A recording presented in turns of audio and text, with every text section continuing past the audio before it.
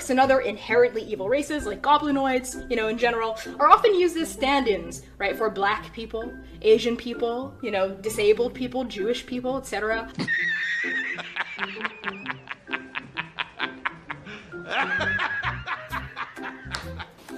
Do not come. Do not come. I'm gonna come.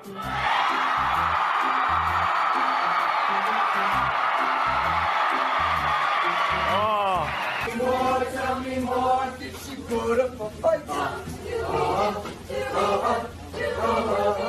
Oh my God, please. This is not the face of the hobby anymore. And I think there's been mistakes made in years past where people assumed that D&D players were all, you know, white dudes in a basement, which has been a faulty assumption for a lot of years and gets more and more false every day. And so it's, in my viewpoint, honestly, guys like me can't leave soon enough.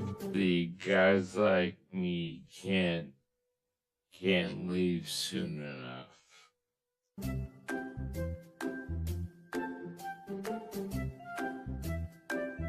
Not to fear, little children. I will help. I can't do it. We'll do it live. Okay. No. We'll do it live. Fuck it. Do it live. I'll write it and we'll do it live. And thing sucks. And here we go. I got shorts on tonight. Thank you very much. I'm glad you got shorts on. Y'all can all kiss my ass. What's going on, folks? We are back once again. And got my number one host, co-host, Brother Dan. Ain't paying attention to shit. I'm paying attention to you. I told my wife I was coming out here to clean the garage, and she was like, "That doesn't look like cleaning. That looks like you're smoking a cigar and talking to James." Well, I love you. Would you like to join the show, or are you just going to stand there and make snide comments? What's up, Rob? And Jemison. Jemison? E.G. Me-san. E.G. Me-san. Yeah. Ah, Japanese style. consequence. Good. Hey, no one a consequence. Gracious. I roll. Ijimi-san, I will try very hard to get all these Gen Xers. Yeah. Show back how you hurt yourself. Do what? I'm sorry. I was telling Ijimi-san that I'm going to try very hard to get all the Gen Xers to learn how to pronunciate his name properly. Ijimi-san. Ijimi-san. Oh, look, there's an Amazon truck. Ijimi-san. What the hell my wife brought? You need some dungeon crawler Carl boxers to lead our underwear cult. I got tired of y'all picking at me, so I put on shorts. Did you know? I did. Probably won't even have to get up. But oh yeah, thank you. I forgot about that. You're welcome. Now people can read it. Now I can read it. Yeah, now I don't have to squint. How's everybody doing tonight? So hopefully this in here will be a lot of fun. Hopefully. We're going to try to go old school, but we're going to mix in some new school with it and then try our best to make fun of it. And so what you got going on this week, boy? Well, so one of the things Roger does on his stream on Tuesdays is to start things off while people kind of file in. They show off stuff that they got during the week. So I thought, you know what? We could do that. Totally just steal Roger's thing. It works well. A couple of books today. Well, and you mentioned a mail call yesterday. That's why I thought about it. So I grabbed a couple things out here to the garage, my land of hangout. So first thing I picked up was, this isn't hang on. It's fucking thing. It's a virtual camera. It's a green screen. Here, hang on one second. How do I visual effects? None. Hey, look, my garage is filthy. Beaver Swamp. So this is by Luke Gearing. It's like an OSE type adventure, old school type adventure. He did, I believe it's called Wolves Upon the Coast, which is apparently a very excellent campaign setting. Comes with a cloth map. Oh, cool. We're not gonna spend anything today at Jimmy's on. We're gonna try not to. It also came with these punch outs that you can use on your table. And then I picked up this. It's an OSE adventure called Elder Oak because Stan mentioned it a couple weeks ago. Yeah, and I've seen that. yeah, it was super cheap on actually Noble Knight of all places, and it came with the PDF, so it was like $13. So I picked it up. But I was reading through it this morning. It looks really cool. I'm probably gonna just insert it into one of my existing games and let people play with it. Hey, Stan. So I'm excited to try that. Stan, we got to get together and see what we can come up with about our. Hey, Joe the lawyer. What's up, Joe? And then this came in. Good God, it's a damn miracle. What's a miracle? Joe the lawyer in my stream. Ooh, yeah, shit. Yeah, you're moving on up in the world. I'm telling you. You know why? It's because he knows that you secretly love 5e. But hell, I don't know about all that. I did get something really, really cool that I know you're gonna like. That only cost me $60 because I lowballed some dipshit on eBay.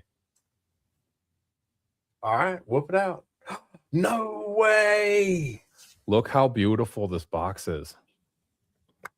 Ah, dude, score. $60. Is it got everything in it? Dice? Yep. It does not have the dice. That's the one thing it didn't have.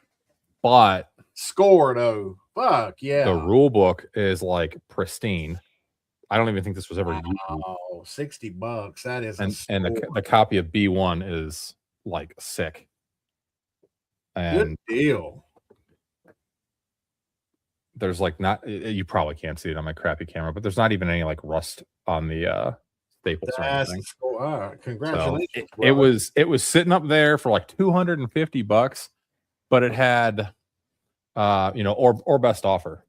And like it had been up there for I think like a year. I remember looking at the post date or whatever, and it had been up there for a long time. And I was like, does the rule book have the chits? Let us look.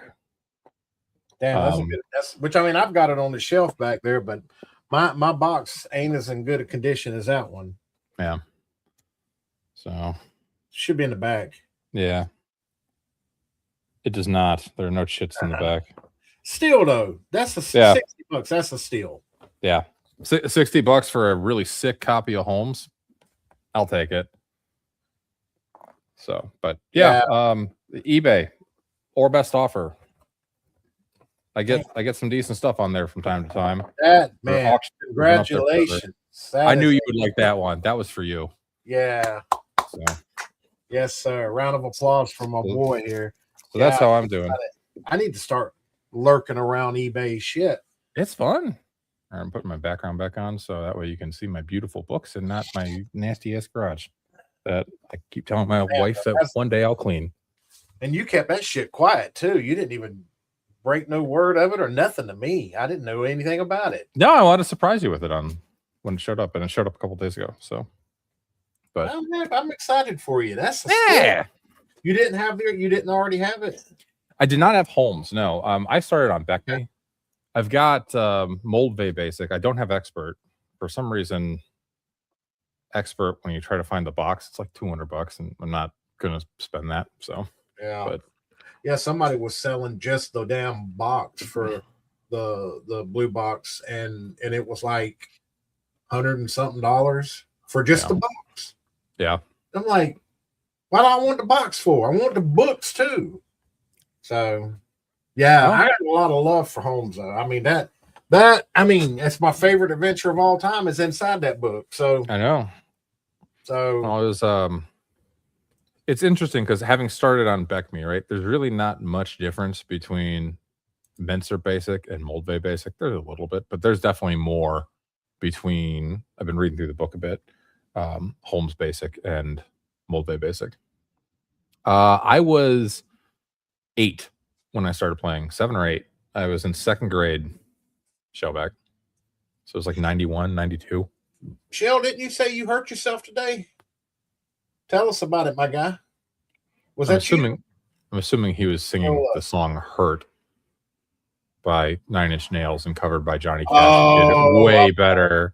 I see it. I see it. Disregard, Chill. That's my dumb ass. Holmes was knowing the consequences first. Very cool. Yeah. Damn, that's awesome. I've been on eBay here and there, but I really don't pay it no never mind. But Thank you, Jimmy-san. And yes, no one I agree. $60 was an absolute steal. I did not expect it to get accepted. I just kind of like, I was laying in bed at night, just screwing around on my phone, you know, checking shit out. And I was like, Holmes Basic. That box looks nice. $60. Send. And then the next morning, I was like, your offer's been accepted. Here's your tracking number. I was like, no shit. Okay, cool. So, I mean, in all fairness, though, the majority of that older stuff is sitting on the shelf behind me because that's where I grew up in. So, and I've got the, where is it at? Where did I put my?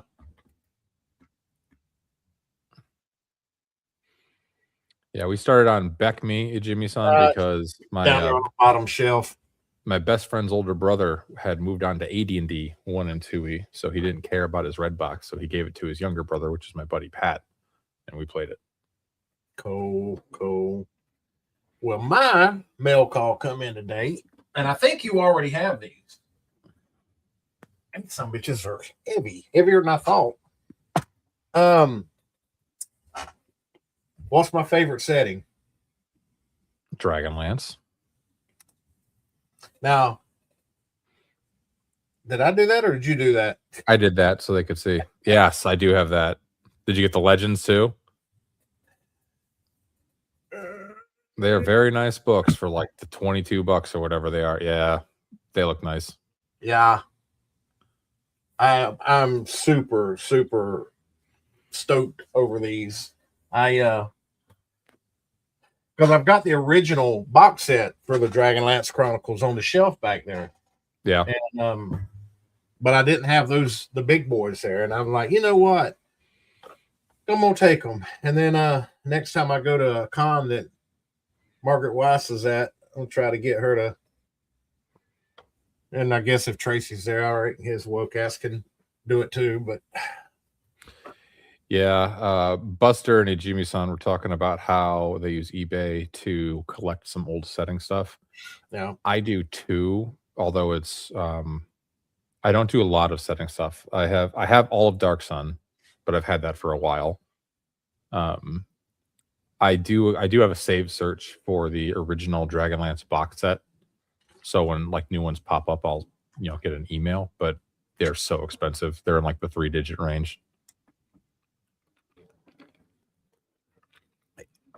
I was voted DM by my buddies, Ijimi-san, because I scored the highest on a math test in like 2nd or 3rd grade or whatever the hell. I'm so proud of you for wearing shorts. You suck my ass. You talking about that? Yeah, that one, Tales of the Lance. Yeah, now I can get up and showcase stuff. Yeah. I agree, Omanal. It'd be nice if drive-thru actually had like poster printers that they could go to like 24 by 32. That'd be nice. Or even bigger, but I just don't think they have a plotter that could do that. Yeah, take it to a plotter. Used to have one in the old office. Also got a sink strainer in today too. Yeah. I agree. It's easier to print the PDF in a lot of cases. I agree, Joe. At least James is wearing pants. Yeah. Thank you, Shellback. Thank gosh. Yeah, Lord. No, but no, and once I get them on the shelf this evening or tomorrow, then they'll probably never come off the shelf. They're just. Do you have any room? Yeah, I'm gonna have to I'm gonna eventually start moving novels, paperbacks over to this thing. I'm gonna have to end up getting another one of those shelves and sitting it on the end down there because I'm running out of room. I got 2 more shelves left on this bookshelf. And the one behind me is completely full. I'm double stacking novels and shit. So I don't know. But I might stop buying stuff. Huh? You could stop buying stuff. Well, I mean, damn, I see stuff, and you got to get it. And it didn't help last night. Yeah, I think last night a lot of people spent a lot of money when we were talking about all those supplements. The money, good. I know I spent like $150, and then I got a little bit intoxicated. And during Lord Mattias' second watch stream, I started gifting memberships. So, oops. Is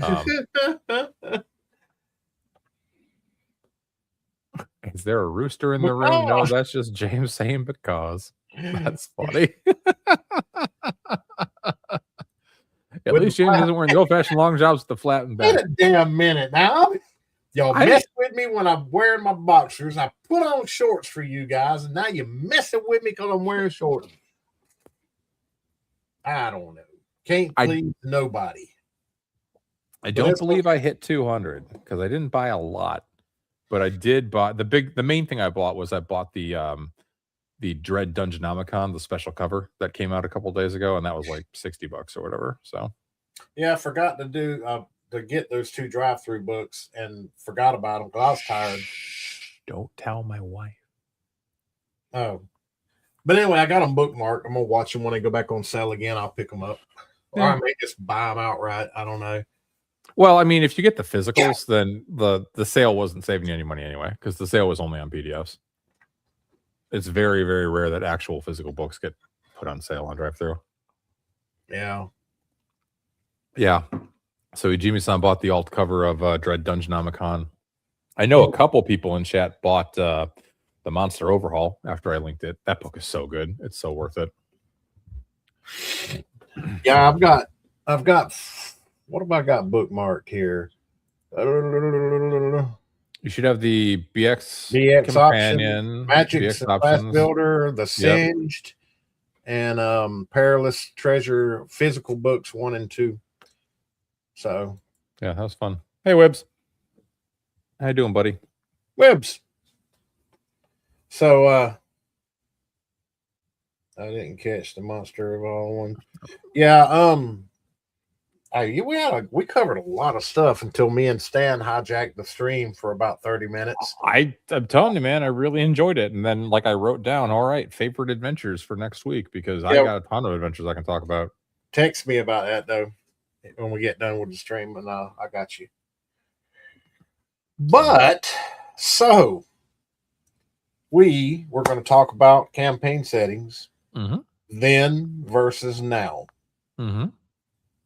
And we'll probably mix in a little bit of the D&D keynote thing.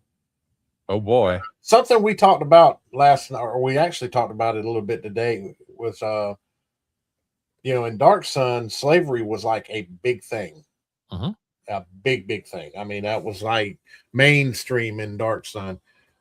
Anybody want to place bets that every bit of that gets pulled completely out? I mean, they're basically they're going to neuter Dark Sun because they don't want to offend nobody. There's no way they're going to print anything with that in it. No, there's not a chance in hell that they'll print that for Dark Sun. There's no way. So if you take that out, it kind of just guts the whole setting. Yeah, I mean it completely changes it. And the other thing that a lot of people were noticing. And I noticed it too during the keynote. It had its own supplement. Mm-hmm. No, not even that. There was too much metal in all the art.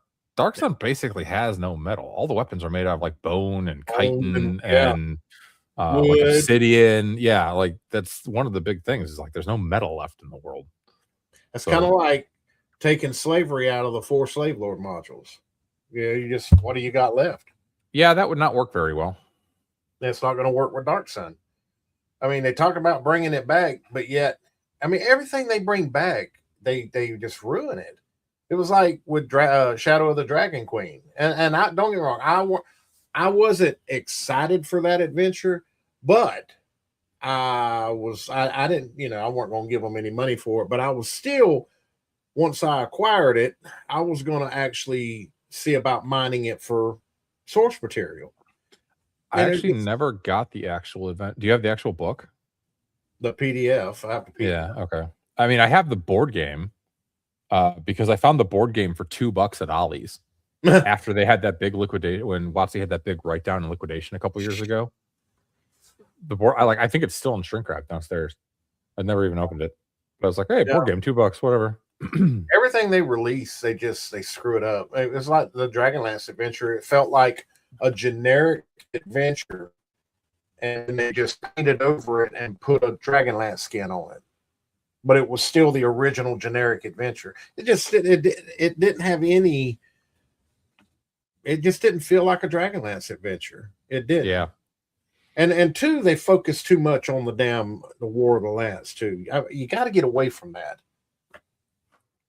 So I think that was another thing. They keep focusing. It's just like all the novels that they're writing. They're focusing on that same era. Yeah. You got to get away from that. You're making the whole entire setting one dimensional. So, and then you got Luke Gygax with the World of Greyhawk. What was it? The new logo for Greyhawk looks so stupid too. Yes, it does. The what purple, the drippy letters that they did. So dumb. See if you can find it and pull it up where they can see it. Oh, the new logo? Yeah. I can pull it up, but it's definitely an inappropriate meme version that I can't show on stream because it has Crown of the Witch Queen. So I'm assuming that's going to be a play off of Igwilv. Yeah. So and yeah, I agree with Stan completely here. They're just going to focus on gore. That's going to be their edge and their mature for Dark Sun. Maybe they'll pop a titty out, right? That's why it'll be shrink wrapped. Highly doubt it. Yeah, I highly doubt it too. But it wouldn't surprise me if that was like the one edgy thing they did. They got to do something edgy, like you said, to get away from the fact that they're not going to have slavery in it. So they've got to overcompensate in another area to try to pull people like we make them not worry about it missing slavery in it. So be right back. They tend to bugger up everything they touch. The secret there. Yeah, I mean, and believe me, I'm not going out of my way to bash WotC on what they release. I'm just stating facts. I'm stating facts. And there's nobody in this chat that's going to be able to dispute that. It's facts. Everything they release, they screw it up, or it's just blah. I mean, what was it in Planescape? Everybody was raising hell and bitching about the Planescape release. How they screwed that up. And now they're talking about what? Eberron and Ravenloft, and then they're going to dish out Forgotten Realms to third-party creators. I'm going to send Joe the lawyer the link because he does play 5e, so he'll have some good Joe feedback put it on this. his stream. Joe don't give a shit. I know. I love old Joe. He's good people. Joe still ain't tried to do a collab with me like he said he wanted to. Oh, well, you know what? I just sent him the link, so on Discord. And let's see, is he still in chat? Yeah, he just said he's taking a break from prep. Oh, if you feel like having a third guy to yak with, shoot me a link. So I just shot him a link. I ain't heard nothing on no collab with your boy. I mean, what are you going to collab on? You hate 5e? I don't necessarily hate the 2014 5e. I dislike a lot of the mechanics and rules. I don't. The original 2014 5e was not a terrible system.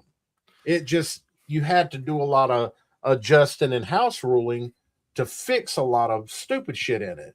But now the 5.5, yeah, that ain't nothing but a woke DEI sludge. That's all that is.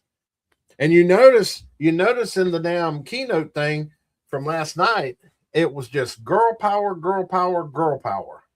Notice that?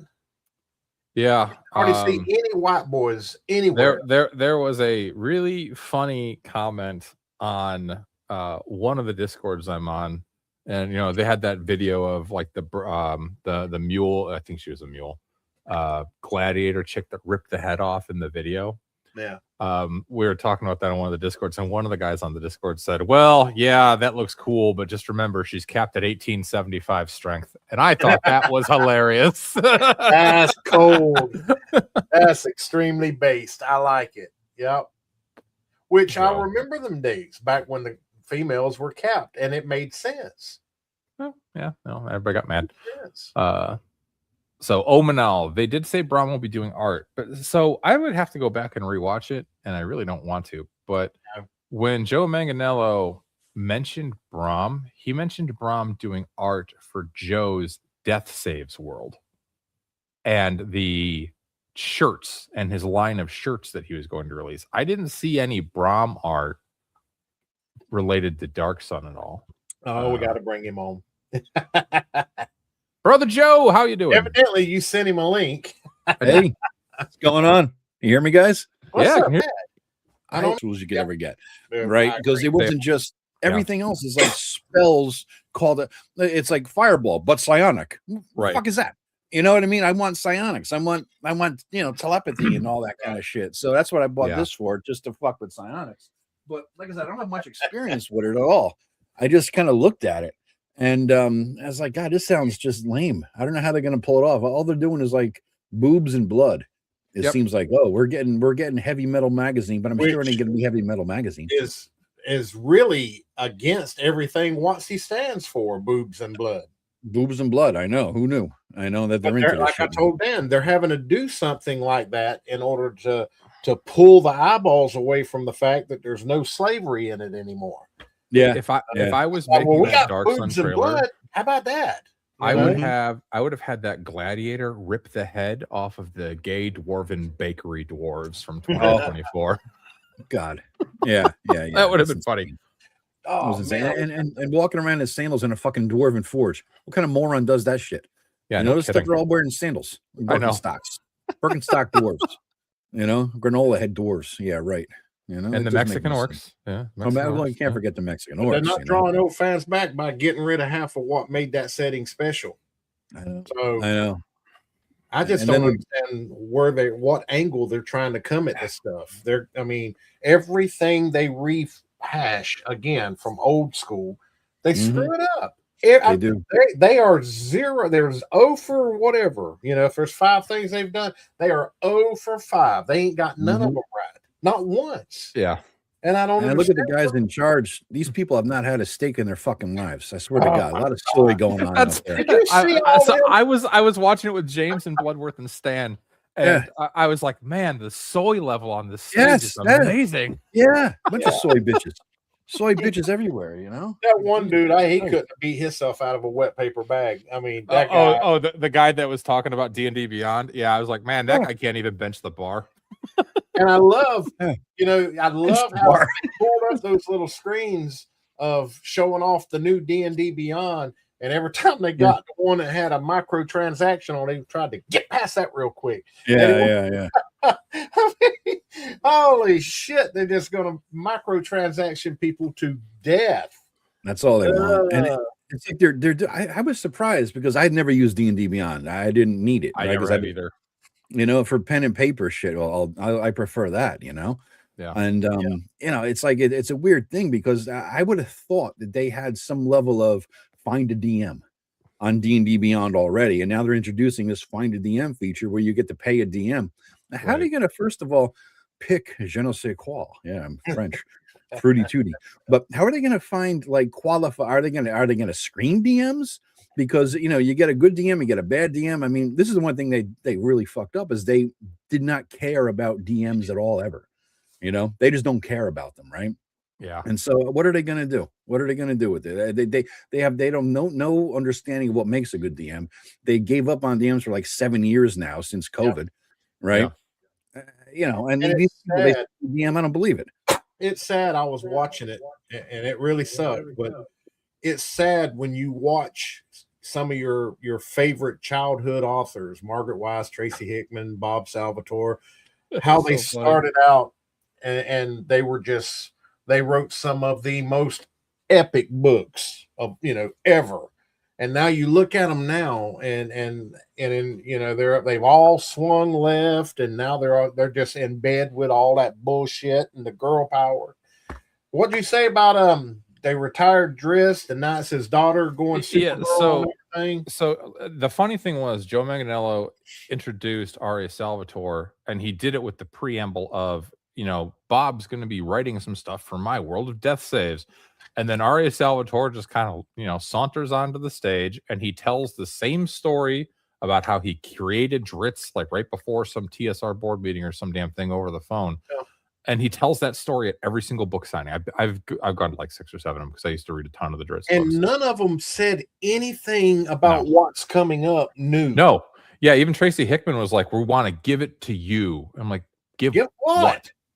Nothing. They didn't cover for the first 35 minutes. They didn't touch on anything. Nothing. It was just them like trying to motivate the crowd. It's like, now are y'all glad to be here? And everybody was just like, and they were like, that was about a 6. I want to hear 11. And they done the same thing. It didn't even get louder. I'm like, oh, this is so cringe. Yeah, I don't even think he really writes about Dritz anymore, though, Buster. I'm pretty sure he just writes about Dritz and Caddy Bry's daughter, Breezy.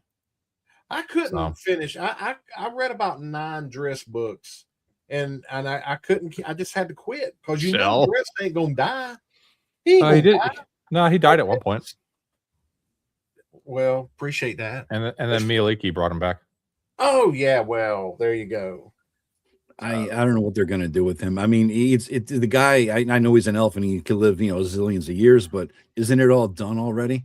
Right? Has he lived through 1st edition, 2nd edition, 3rd edition, 4th? He's lived through every stage, every incarnation of the Forgotten Realms, right? And now, since Wizards of the Coast is moving to Greyhawk, what are they going to do with him? Are they going to transport his ass to Greyhawk or his daughter to Greyhawk? Right. Well, they're doing the same thing with Drist as they do in Dragonlance. You know, Dragonlance is beating that War of the Lance to death, and they're riding on the back of Drist because they don't have anything else to take over and carry that torch. No, you know, it's development. They haven't developed anything. Oh, but hey, World of Warcraft. Ooh, oh God, the licensing shit. Holy God. My God.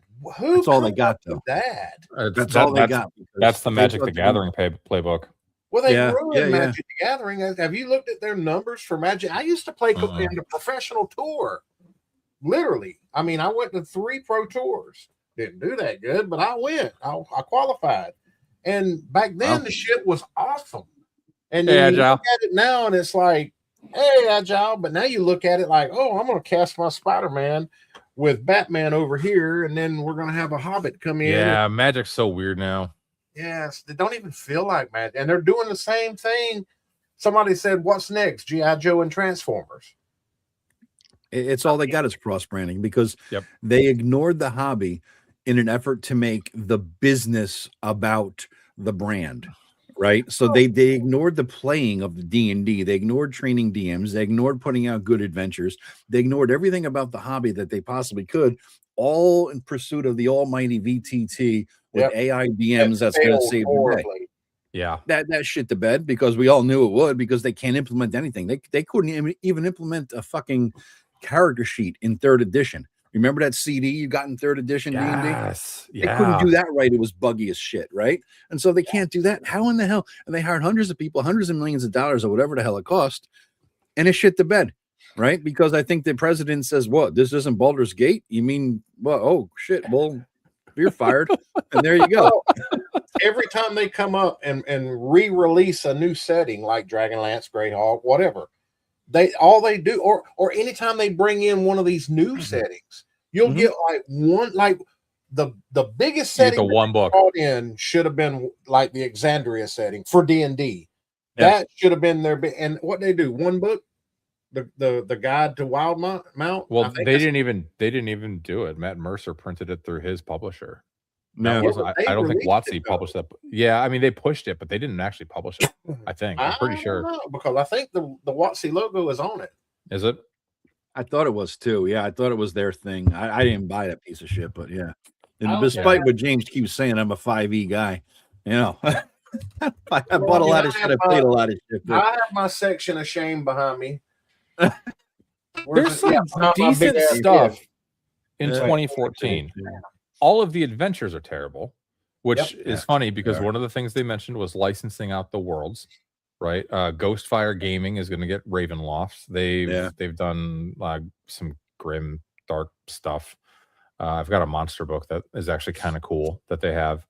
But like Kobold Press is getting the Forgotten Realms. Kobold Press wrote Tyrant of the Dragon Queen or Horde of the Dragon Queen. That's first Terrible. adventure module. It's terrible. It's awful. Terrible. Yeah. Was it Cobalt Press or was that Green Ronin who wrote that? I thought it was Promised. Kobold. Was it? I'll have shit, to now look. I I have it gotta go look. downstairs. Yeah. Now I gotta go fucking look. Now you got me. I just did a fucking thing on a whole review of this shit. Yeah, I know. I because I was when you were doing those, I'm gotta like, go well, look. this should be good because that sucks. Christ. Portal. What the hell is it? Yeah, I mean, they're just going to release the one damn thing, and then they're going to move on. And it's that I don't understand why they do that either. If you're going to release a setting, if people are interested in it, start pumping out books for it. You're going to make money off of it. Yeah. And they never do it. Now I gotta see. Now you got me looking. It was Kobold. You're right. You're right. It was Yeah. Kobold Press. Yeah. Wolfgang Bauer's involved on that shit. Mhm. Yep. And the thing with here's the thing. Here's I'm convinced because you notice the new 5.5, right? They moved to Greyhawk as their base setting. I just see that shit. It's no longer Forgotten Realms as like the base setting in this. I am convinced that's because they got rid of everybody who knew anything about anything at Wizards of the Coast, and they are just hiring freelancers. Yes. And they, even though they're so fucking stupid, they do know that if you mess up anything with Forgotten Realms lore, the Forgotten Realm fanboys are going to shit on you. And there's 40 years of Forgotten Realms lore. And the Wikipedia doesn't even give you everything, right? Forgotten Realms Wiki. And so you have all this stuff out there that so if you mess up one little thing, you're dead, right?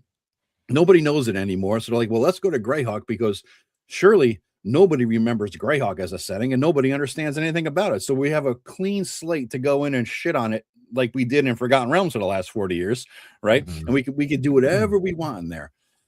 It's wide open virgin territory to spoil. And in the meantime, they're gonna, what are they gonna do? They're gonna bring Luke Gygax to do shit for it, right? Yeah. Okay. And then I went and checked Wildmount. The Explorer's Guide to Wildmount has D&D all over it. So yes, Stan mentioned it. The revised Exandria book that's the one I was thinking about. Was done by Darrington Press. The Guide to Wildmount setting is Darrington Press. They didn't go through WotC with it. Yeah, I've never been much of a Critical Role watcher, so it's not. Really, I mean, I started out with Campaign 1 for maybe 30 episodes. I just couldn't take it. I watched. How far I got? I watched the Briarwood arc of Campaign 1. Yeah, that was fun. After Orion left because he was annoying as hell. Oh God, yeah. But after that, it was just like, okay, I'll admit the Wildmount and Tal'Dorei settings are both pretty neat. I mean, they're cool settings. I don't have anything bad to say about the settings. Yeah, no, he's a good DM. He's a legit DM. I wanted to see what that's all about. I love his DM style. I love watching him DM, but I can't stand the B-rated acting. I just can't. I just think Ray is cringe. I can't stand watching her. I just think it was better before it was pre-recorded and scripted. That's all. That's the key right there. Because I watched. They started that in what? Campaign 3 and 2. Was it 2? Yeah, in 2. 3 was one where they really did it, but they started it in 2, is my understanding. And Campaign 2 is supposed to be really good. But I mean, is it real? Yeah, I have no idea. 30 episodes of that when they got to Nomaton, whatever that gnome city is. Yeah. Mm-hmm. I never watched Campaign 2, so. But go ahead, Joe. I was running a game in a game store in 18, 19, a bunch of kids mostly, and then one 60-something-year-old woman who must have been the only woman playing D&D in the 70s because she's OG, and a bunch of kids in the late teens and early 20s. And every time they came in and they're like, oh, critical role. And I'm like, okay, I'm setting up my shit. I don't know what they're talking about. They're all the time I'm like, finally I asked her, like, after like 5 sessions, hey guys, what the fuck is critical role? They looked at me like I had 9 heads. I'm like, how do I not know what that is? And so I'm like, they told me, and I'm like, okay. And then I looked at it and I'm like, whatever. And then recently in the last year, I watched the first episode of each campaign and I saw the progression of shit, right? It started out like guys playing D&D, like friends playing D&D. And then it went to like a radio drama, right? Yeah. And it was just like, but then I went back and I said, but you know what? The first campaign looked good. So I did what you guys did. I watched like the first 30 episodes, 35 episodes. And it was good. It was good. Yeah, he's a good DM. Like campaign. I just like Shell said, it got too woke. I mean, they started inserting all this gay crap into it, and I'm like, I don't want to see that. I want to see people play some D&D. Why do we have to insert real world politics? I don't understand why people do that. And I didn't watch that part to see it. I didn't watch the part to see anything like that. Yeah, I remember seeing a clip of one episode where Matt Mercer kept correcting the players on referencing some they them pronouns or some damn thing on some NPC he had. I was like, oh Jesus, okay. But I will say the animated series on Amazon for the first it's not bad. It's a decent one. I enjoyed that. Yeah, I watched it recently. Joe the second one, I haven't seen the second one at all. No, neither. The Mighty Nine one. It's I don't. It's not the same. I watched a couple. It wasn't the same, but the first one was pretty good. The first one was real D&D. Yeah, I mean, it's a good D&D cartoon. I wasn't even watching it for the D&D aspect. I was just, look, I tried to like campaign 1, and I was flip flopping between it and campaign 2 to just kind of keeping it fresh. Yeah. And I was like, well, Matt'll keep me in it, and even he couldn't do it because it just got too bad, Yeah. It's like Marisha. I can't. She was sitting there like when Talison's character died, and her sitting there acting like she's trying to cry in real life, play acting, and I'm just like, I can't watch this no more. Yeah, I definitely didn't watch that part. Sounds like unrequited sexual attention there, James. Just saying, little I can't stand the chick who's hot, doesn't like me. Yeah, we've all been there as geeks. That's what it sounds like to me. Have you seen her lately? I mean, she's put on about 70 pounds. 70 pounds? Jesus, really? Go look at her. What? There's no way. Really? This girl is, yes. Does she look like us? Right? Fat. Well, I mean, ever since she got her boob job, and I still say she had a boob job. Ain't no way she didn't. She's exploded. You know way more about this than I. It really is. Like I could have fathomed. You got her. You're tracking boob size. Don't buy into that propaganda bullshit about this. Hey, Shadow, how's it going, buddy? No, I mean, Laura Bailey, I love. She's adorable. I mean, she's basically a little child. But and I watched the little clips on YouTube and such, and they showed some newer ones, and they're that's when I seen Marisha, and I'm like, damn. Laura Bailey actually has some good singers in a lot of the episodes because she's got a dirty mind, and it's hilarious. I mean, her and Travis are just, I love it. Yeah. So I mean, I don't hate on them. I just can't deal with there's just certain aspects of the shows I can overlook it being 5th edition. But certain aspects of the show I can't get into. Yeah. Also, they're so damn long. Like, well, that's the other thing. Yeah, I don't watch one straight. It's just like for a while. It was sort of like you wrap up your day, you do all the shit you got to do. 10 o'clock rolls around. You break out a drink or something. You puff a little bit of something, and you just throw something on before bed to chill out. So I watch an hour, I go to bed. That was pretty much what I was doing with it. Yeah. It started out okay. I just had to let her go. Boob job, dirty old grandpa. More like it. I agree. Oh God, he's tracking boob size and ass size. I was trying to give her the benefit of the doubt, knowing I said maybe she didn't just get that damn fat. Maybe she had a boob job. Oh God, boy, she looked rough. I'm kind of curious. That's like, I mean, I think that's funny, but I have to pull up a later episode and check it out and see what the deal is now. Just to see. But like now on season 4, aren't they doing like there's like 15 people? Oh and God, like what is that about? I haven't watched. They tried to bill it as West Marches, but that's not West Marches. It's not West Marches. Yeah. What's that damn the new DMs? I can't stand his DM. Brennan Lee Mulligan. Why does he always whisper? I don't know. I can't figure it out either. It's He the weirdest whispers shit. constantly. And intently, too. He's like, and then you. I'm glad it's not just me. I No, don't that's I not don't good. get it. I don't get it either. I don't think get it they've either. lost Dude. their way. I mean, they really have. I think they forget where their roots are. Well, their I was roots weren't shocked they making didn't- them tens of millions of dollars. Well, Yeah. that's it. This is why they script it. I Yeah. figured They deny it. Foxy paid them a pile of money to stay with 5E because I really thought they were going to go with their new Daggerheart system. I think Matt Mercer's running a game with Daggerheart now or something from what I've seen. I don't know. He's running a separate campaign using Daggerheart, I think. I watched that D&D news channel, comic book, not comic book, what the fuck? I forget what the hell it's called, but there's like 7-minute clips of whatever the hell's the latest, and half of the shit's always Critical Role and half of it's D&D at Wizards of the Coast related He's stuff. doing a live stream with it, or is this something on the side? I think. I'm not sure. Not sure. But I think that people say, oh, they're not scripted. Early episodes were not scripted. You could tell, you know, and they were playing it live, and you were rolling dice, and you know the reactions were real, and it was just a bunch of people playing D&D. In the first 30 episodes, there were only like 1,500 subscribers, right? So it was not a big thing. But when you got a $10 million a year franchise going, you're not going to let a faulty roll of the dice fuck up your income stream. Right. You're stupid if you're not scripting this thing. Oh, yeah. I 100% agree. Because if you have a TPK, what are you going to do? That kills the campaign. Well, And, they brought one back. Remember in third campaign, I guess somebody died or something, and they brought characters from the first campaign to resurrect the third. It was like it was a ripoff. It's like, you know, there's no fucking And Jim, there's no reality. You don't honestly believe that, do you? You don't according to the interview. I mean, that's what they said on the Professor DM stream. I mean, maybe there wasn't, you know, direct money that changed hands, but maybe there were some business agreements that were helpful in some way or another, right? Maybe but like, we'll never know, right? To keep them from doing Daggerheart. We'll never know, but it's conjecture.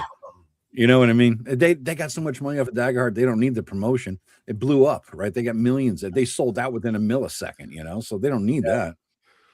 Joseph Laura thinks that Hasbro and Wizards of the Coast can piss up a rope. There you go. Yeah, and hopefully there is some good stuff in some of the new Greyhawk books that are coming out. I haven't looked at them. I was never a Greyhawk guy. I was Dark Sun and Dragonlance primarily when I was playing 2E. So and homebrew, obviously. Dragonlance. So but I was more Dragonlance, but Forgotten Realms, but the Forgotten Realms I played with was I was an early adopter. Remember the gray box for first edition D&D? Yes. Right? Yes. That was awesome. That was fucking awesome. It was everything you needed, not too much, just enough.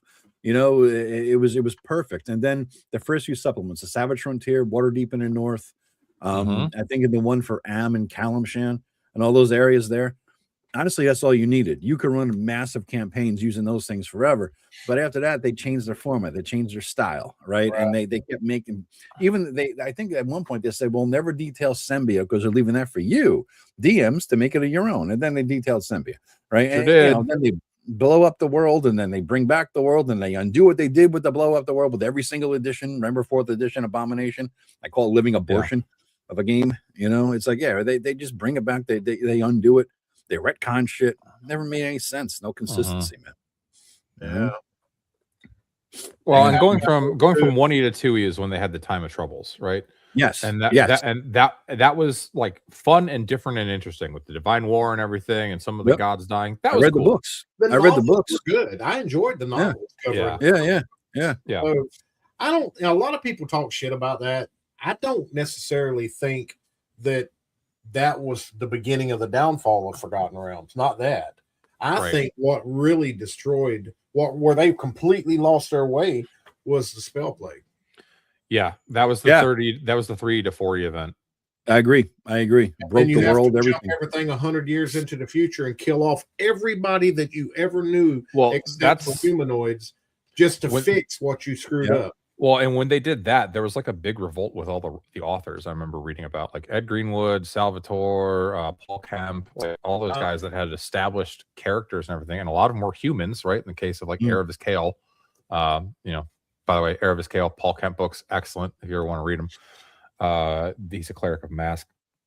but like that's why like WotC basically had to offer some like mea culpa to the authors to get them to write the companion series and like all those Sundering books to like realign things for 5th edition when they went from Spell Plague with the second Sundering. Yeah, that was like a lot of news back in like 2014. Did you notice in the announcement the other day who was not on stage? Are all these icons or whatever the hell they call them, right? These and they mentioned him. Ed Greenwood, where the fuck was he? Where the fuck was Ed Greenwood? He was at Gen Con. He is at. I mean, I've been talking to Ed back and forth through messaging, and really, he told me. He says I'll get with you when I get back. We've been discussing something, and he was heading to Gen Con. So he was at EdCon. I actually got to meet him for the first time at EdCon. He was having lunch with Bill Sylvie with Dungeon Over. Nice. That was cool. I sent him a message on what the hell was it, Facebook or something once. Hey, when I ever want to talk to a show, blah blah. He never got back to me. So my guy, he must have heard of me, so he doesn't like me. And there we go. Well, nobody get him. It's okay. Got to get him before they hear about me. You know, it's bad PR to go with Joe. I mean, I don't know. I mean, we talked. The last time he and I talked was like 7 years ago. I don't even remember what it was about. I remember seeing because I was like, have I talked to him before? And I looked and I was like, oh shit, back in this, and so yeah, I don't know. Like I say, I mean, he's a good guy. I enjoy, even with the 5e content and stuff that he's still in bed with. I mean, Ed's always going to be Ed, Yeah. I mean, he's got to make money, right? He's got, I don't know what he does. I think he was a librarian. He's retired. I don't know what the hell it is, but yeah, I don't blame anyone for, you got to make money. You got to make money. A lot of people talking trash about Luke Gygax and, how can he get in bed with WotC after the way that WotC done Gary and blah, blah, blah. Look, man, there's a cash grab in that. And personally, I agree with that take. But like, if someone was shitting on my dad, I would never talk to that person again. Never. But I mean, I get why he's doing it. To Ravenclaw's point here, I wonder why the original Dark Sun books did not have mature content stickers on them. That's because in the 90s, not everybody turned into a pussy. Nobody cared. Yeah. Nobody cared about that, and it's just like with the slave lords. They weren't nothing. But I mean, they went in hard with slave lords, with slavery, and when you never heard anybody speak out against that. Yeah, now, I remember when them books came out. The day it released, I was buying them because I ran those adventures. We lived in Germany, so Paul I know 5e just fairly recently last year had 2 Forgotten Realms books that came out. Was Ed Greenwood involved in those? Do you know? Ed Greenwood came out with a book that I thought was fantastic about Forgotten Realms. It was like the Border Kingdoms or something like that, the Borderlands, the Border Kingdoms, and I thought that was an amazing book. It wasn't even really published that much or publicized rather that much. What the hell is this area? The Border Kingdoms. Yeah, the Border Kingdoms by Ed Greenwood and Alex Kramer. Okay, I didn't even know this existed. Great product. I didn't either. I was like browsing somewhere on drive-through, and I'm like, "What's this?" And I'm like, "Oh shit." This is because it's never been detailed, and he put it out there, and it's in his old school style, and it was a really enjoyable thing. I made use of it for a game, but it was pretty good. I read most of his books, all his novels. I think he's very talented. Yeah, I agree. I said I wasn't going to spend any money on today's stream, but oops. There you go. No, it's well worth it, man. It's well worth it. PDF is cheap too. I enjoy his YouTube channel too. Yeah. You guys see Rob Kuntz? Bookmark this post. I did see that. There's a very biblical sounding, like Book of Revelations. There will soon be one walking amongst us who claims to be from us, but who is not. He will come with a pedigree, but all he cares about is himself. He will be allied with a common enemy and speak of the old days and ways. He will join with gold-hobbled wizards while betraying a past, ignoring the grievous insults heaped upon his kin, blinded by money, ego, and power. I will say no more nor answer questions regarding this event, but you will be aware when it happens. Mark my words. Bookmark this post. It's like, that wasn't as cryptic as you thought there, Rob. Yeah. Not too obvious. Not too obvious. Then what, the next day or something, 2 days later? Yeah. Whatever came of that? I mean, I don't know if I kept up with it. Yeah, I believe he was referencing Luke Gygax returning to WotC. That's my surmise. Yeah, you know what I mean. That's my take. Yeah, but he never come out and officially said anything. doesn't want to get sued. Now, Probably. the one thing I will say with the third party people that they're licensing the worlds to, if they allow those third party people to make stuff for those worlds in older systems, that could be cool, right? Like, maybe Cobalt Press will make like a Forgotten Realms adventure that is like OSR compatible or something, right? Probably not, but it'd be cool if they did.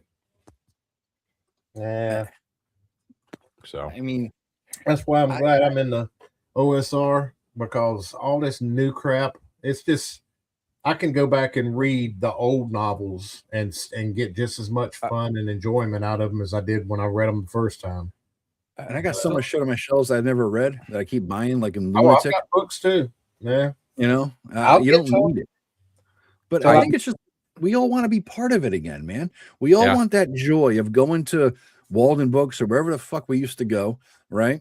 And we would pick up, the Thing. We were excited for the new Dragon magazine, and when Dungeon came out, we were excited about that. And yes, I remember sitting on the floor in the corner of Walden Books with my brother, my paper route money, never wanting to get burned again for having bought the Forest Oracle, slitting open the cover of every single module and pulling them out to read it to make sure it wasn't Forest Oracle level shit, right? And then we'd buy the good one. We consult. Do I want to do this? I want to do that? This looks good. Yeah. Then we get it, right? We want the joy of being part of the hobby again, being mainstream.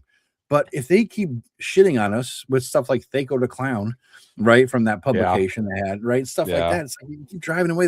And by the way, guys, these younger millennials and Gen Zers and alphas, whatever the fuck, they got no money. Who's buying shit? Look at the bookshelves behind all of us.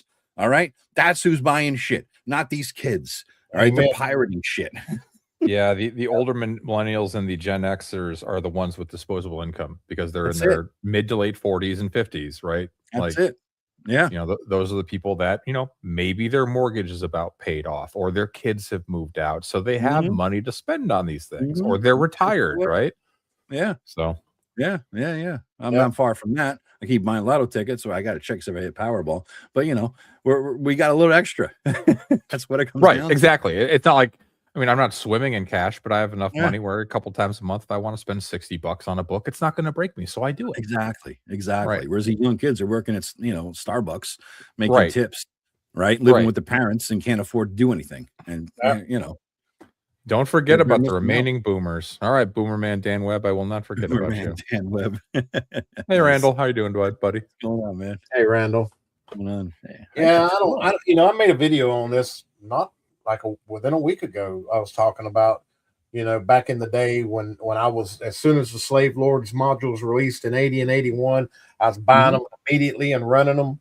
And you're never going to get that back. Even if you are in the OSR 100% and you buy, it's like, I'm excited with Castle Entertainment. They got one more book for a Greyhawk adventure series that they are releasing in December to finish off that trilogy. And yeah, I'm excited about it, but it's not the same thing as the way it used to be, 40 years ago. You'll never get that back. It's not quite the same thing. And it's sad, It is. They forgot that they were the caretakers of a hobby as well as a business. I think that's what it is. They let it go. Yeah. They don't, WotC doesn't understand that their company is being carried on the shoulders of people like us. Dan Ayub did mention that. We brought that up. We brought that company. We made them what they are. We didn't make them what they are, but I'm saying we're the reason that they're still relevant because we're the ones that built this game from the ground up. There's a reason why all the OSR content from the World of Greyhawk, and it's been out of print for 30 plus years, but there's more content on the World of Greyhawk that's fan made, that's legit badass. Yes. That you'll never get to use. No. And they think that we need what's going on in that new crap that they're doing. We don't need that. We don't need them bringing back Greyhawk. We don't need them bringing back Dragonlance because we have stuff that's better than anything that they could create with WotC. But we want it though, right? This is like I went to see the new Spider-Man with my brother, my two nephews, and my sister-in-law yesterday, You know, took early vacation from work, left early. I sat in the movies, and it was so good. If you know, there's inconsistencies. Turn your brain off and enjoy the fucking movie. And it was the first good movie since Endgame, and it was the best Spider-Man they've ever had with this new guy. Okay. It was the best Spider-Man of all the 3 Spider-Man in our mind, you know, in our lives, right? I thought. I've heard good things about it. Thoroughly enjoyed the fucking thing, and I just enjoyed that I could enjoy an MCU movie again like I used to do until like 2020, whatever the fuck, when they shit the bed, right? Until it got, post Thanos. Everything post Thanos has been utter shit. And I just enjoyed the fact that I could do this. And everybody knew back when I was watching the MCU stuff in the day, most people believed the theater, even though most probably knew there was an end, post-credit scene. I looked around, 95% of the theater stayed for the post-credit with smiles on their face, having enjoyed a great movie. That's all we want. That's all we want. Bring back the glory, the good stuff of the old days. Don't shit on us. And you could still make your new crap, but respect the old crap. That's all. That's all. Yeah, it was it's funny that you mentioned Marvel, because I was on back in June. I was coming back from, I think it was actually North Texas. I got stuck in O'Hare in the airplane jail. They have a parking lot for the incoming planes to sit for like an hour and a half. So I watched the first Iron Man movie. Haven't watched it in years. It was so good. Yeah. And then I've been slowly, like while I'm working, I'll pop on. I've been kind of watching them in order because like I stopped watching Marvel with when Tony Stark did the snap at the end of Endgame.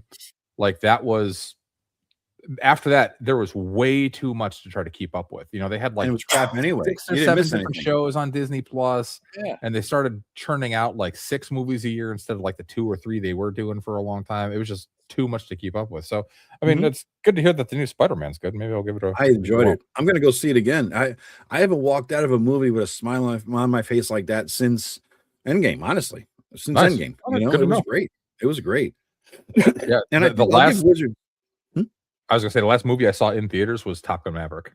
That's been that long. Oh yes, that's right. That's right. I did see that in theaters. I seen that in the IMAX. That was really good. So good. That was great. Yeah. And I'll tell you, I'll give Wizards of the Coast credit on this because they are doing what many people have said Marvel and DC should start doing, is since they don't care about the comic books anymore at all, right? No. They don't care about the print. They don't care about the stories. They're mining old shit for new stuff, right? For movies and TV shows. Everybody keeps saying, why don't you just farm out, sub-license the DC comic characters, like sub-license Green Lantern to somebody and sub-license Batman to somebody and let them print their own print runs. And then you'll get a percentage of good comics because these people know how to make good comics, right? But they won't do it. They won't let loose the control.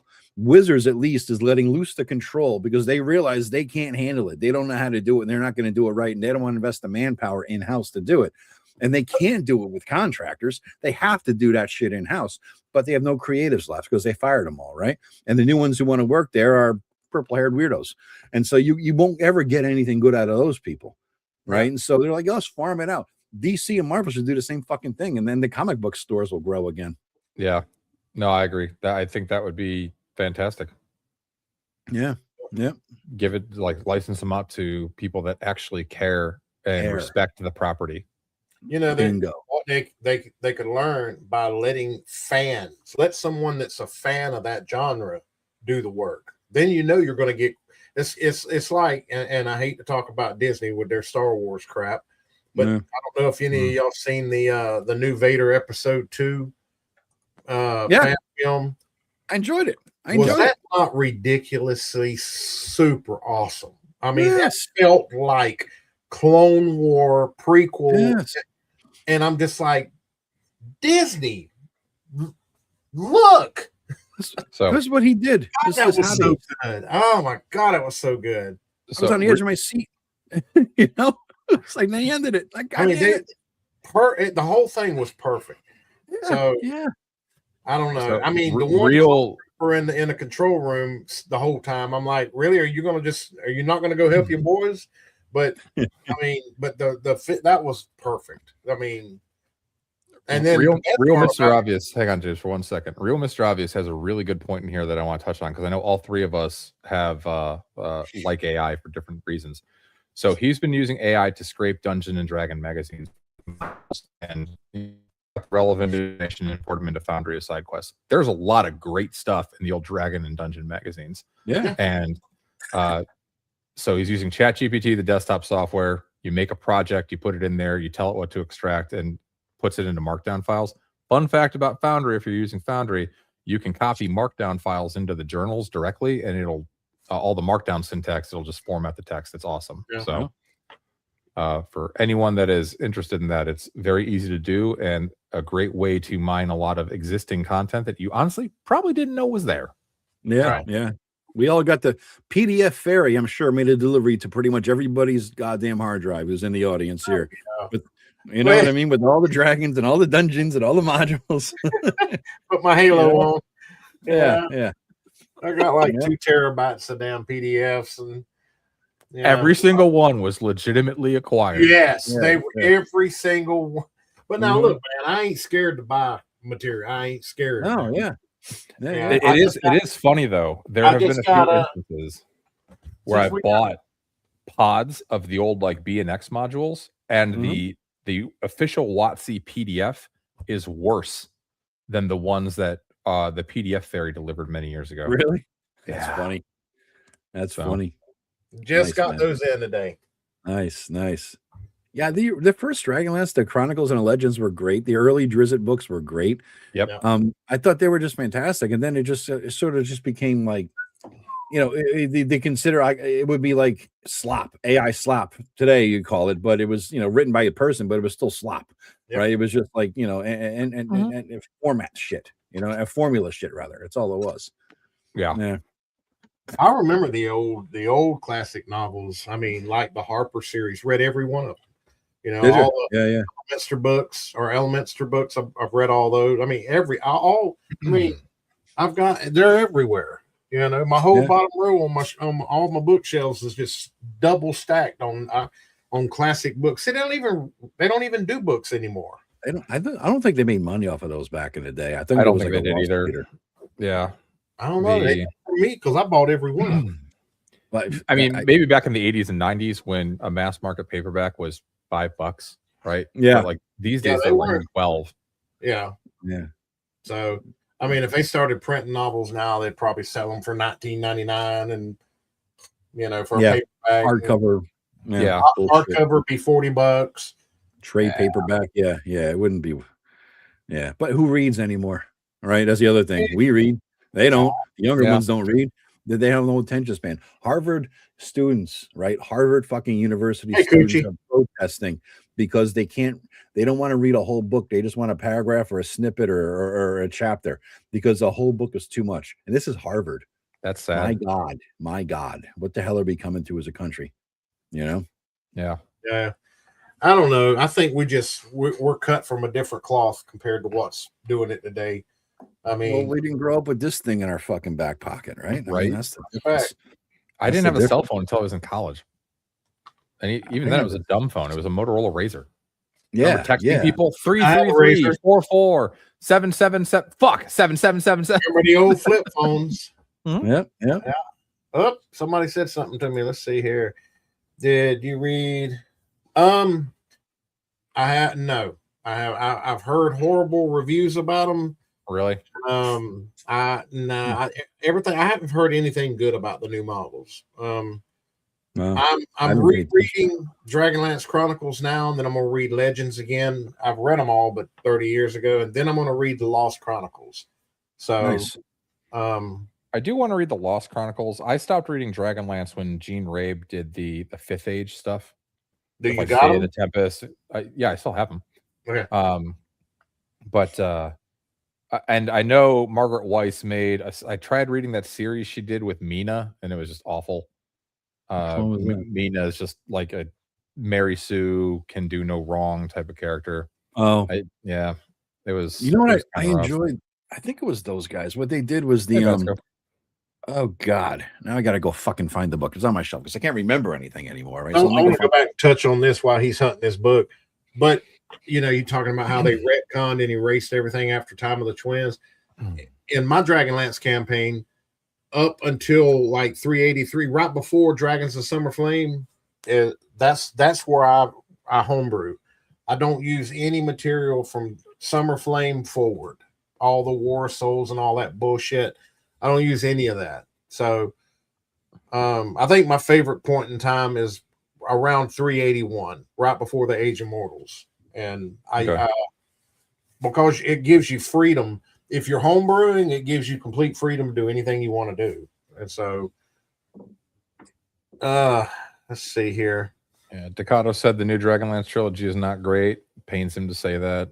That's sad. I mean, Dragonlance is that's my baby. I mean, I grew up on Greyhawk because it was easier to run and play games in compared to Dragonlance because it just had so much more material.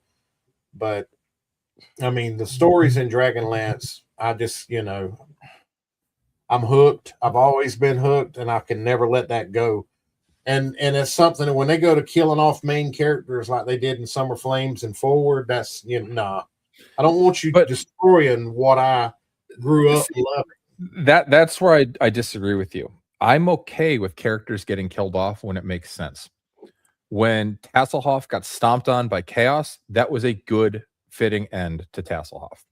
I'm not saying I didn't enjoy the book. When Flint keeled over and died in Dragons of Spring Dawning because he sprinted across the field and had a heart attack, that was a stupid death that had no point. Yeah. Sturm's death I like how they brought him back. Winter Night was great. Yeah. That was very fitting. Like, that was awesome. Like, Sturm's arc was great. I would rather have the ones that were still living in 381 AC. They're just retired. They're too old. They're all in their 60s and such.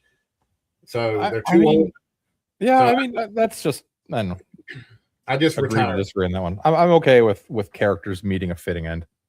It's the 5th Age of Chaos as an RPG setting. It really opens up for that. Yes, I agree completely.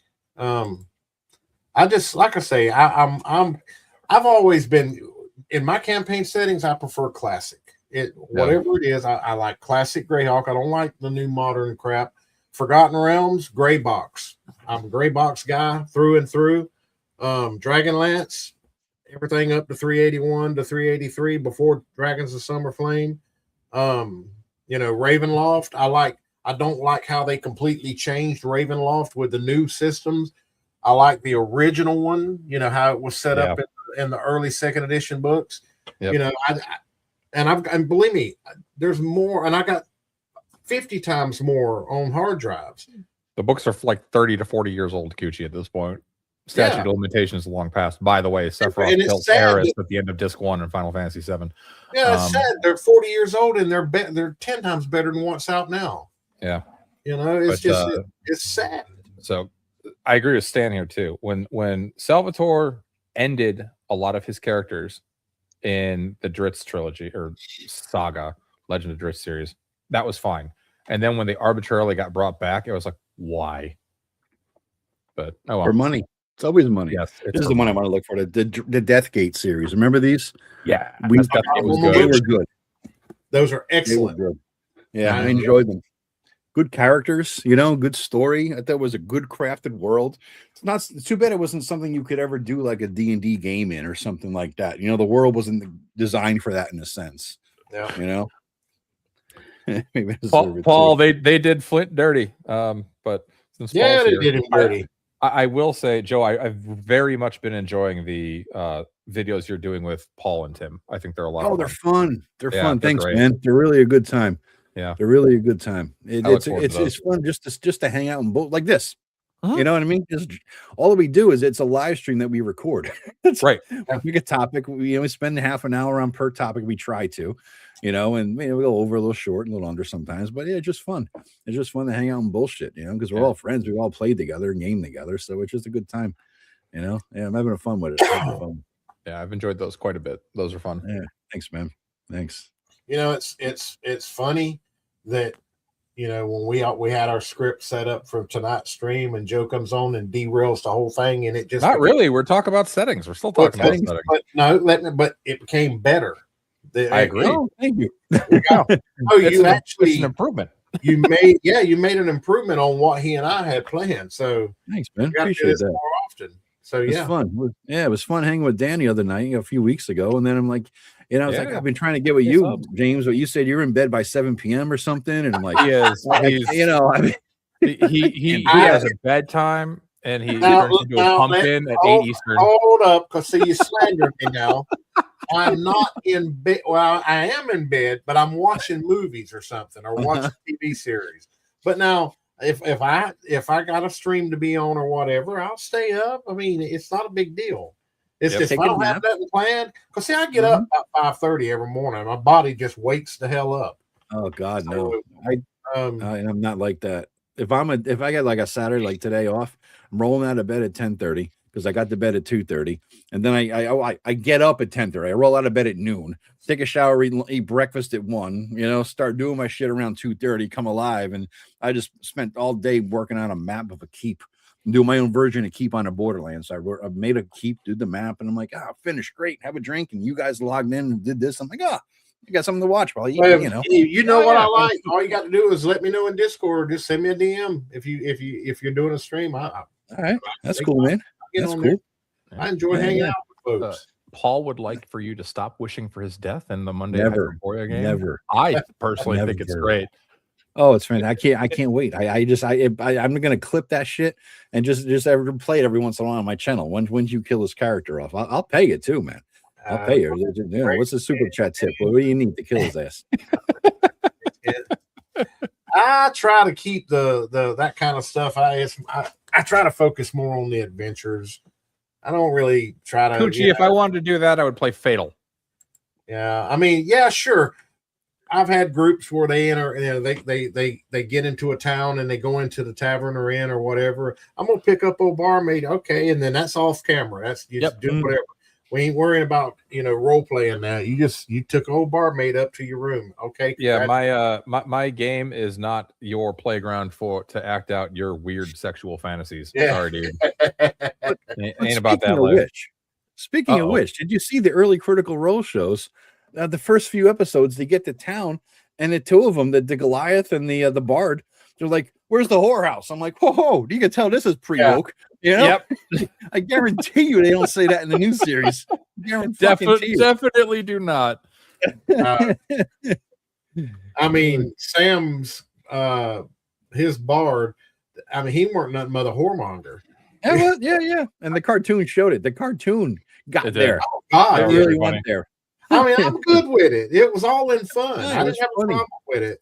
But no, you won't see that shit now. No, they could never. We fade the black at our table. Yeah. You know what we do though at my table? We got into the habit. If you're ever going to do that, first of all, the first time you do that, you got to roll for dick size. All right. And so it's dwarves have to be have to be thicker than long. That's a rule for dwarves. So Flint, we are. So anyway, we are playing Fatal now. What we're talking about. And then we roll performance checks. All right. And that 20, you knock the socks off. You're rolling that 1 on a performance check. Oh, that's bad. So behave yourself. Behave yourself. That's all we do, though. That's all we do. Everything else is fade the black. I think I rolled. But I did fuck my brother on a pregnancy check. Roll for STDs and pregnancies. I did.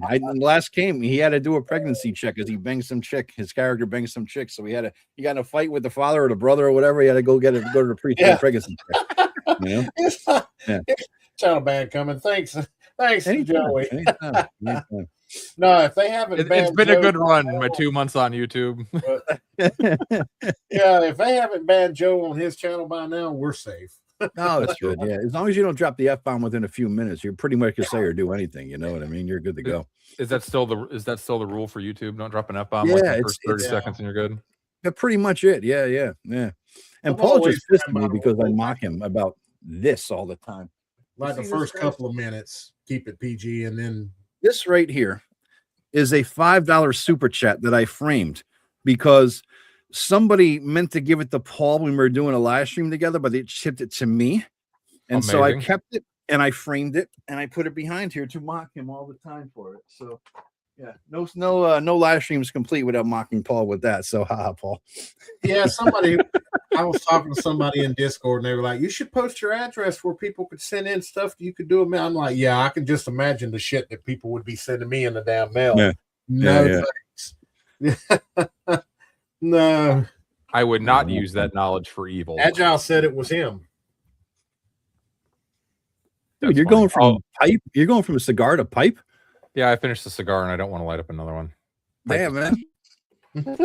This is my smoking garage. This is what I do out here. I hang out on Saturdays with James and I smoke. Nice. With a grill lighter. Nice, dude.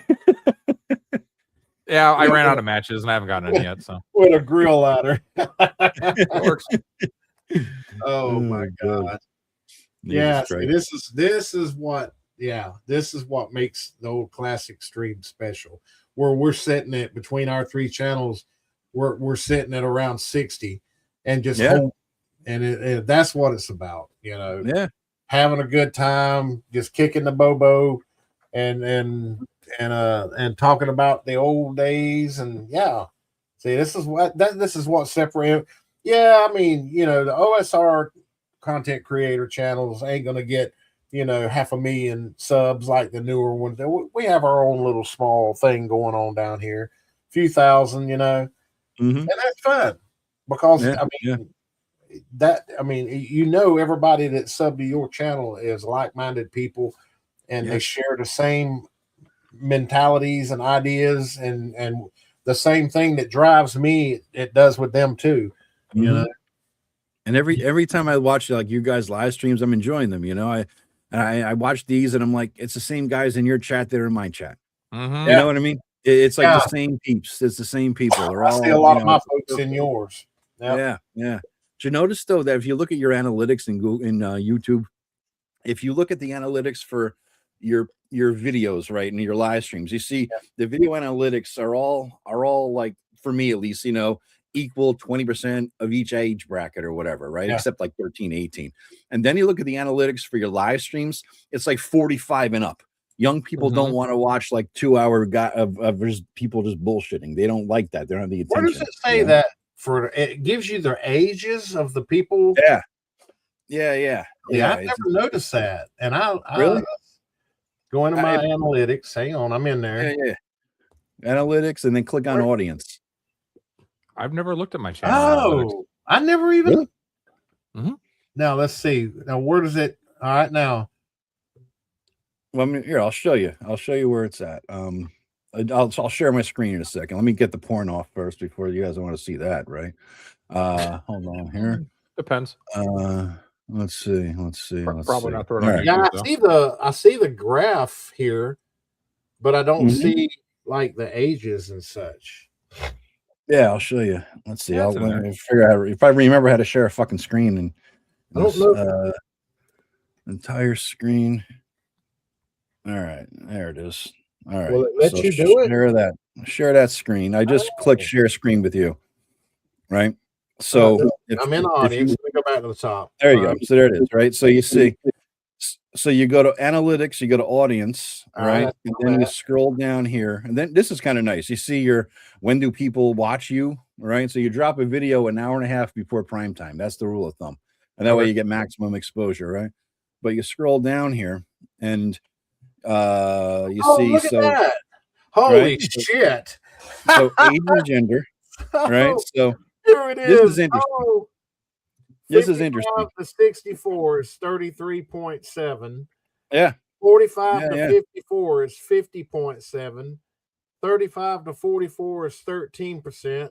And then 25 to 34 is 2. And then 18 or 24 and under is 0. Check this, James. Check this out. Look at my screen. Watch. This is for videos for lifetime, right? You see, I got a pretty average split, 21, 24, 33, 16, right? Yeah. My age group, 55 to 64, is pretty small. I'm vibing with younger people for whatever reason. Now watch when I click live. Yeah, watch what happens when I click live. Yeah. Boom. 45 to 54. Oh no.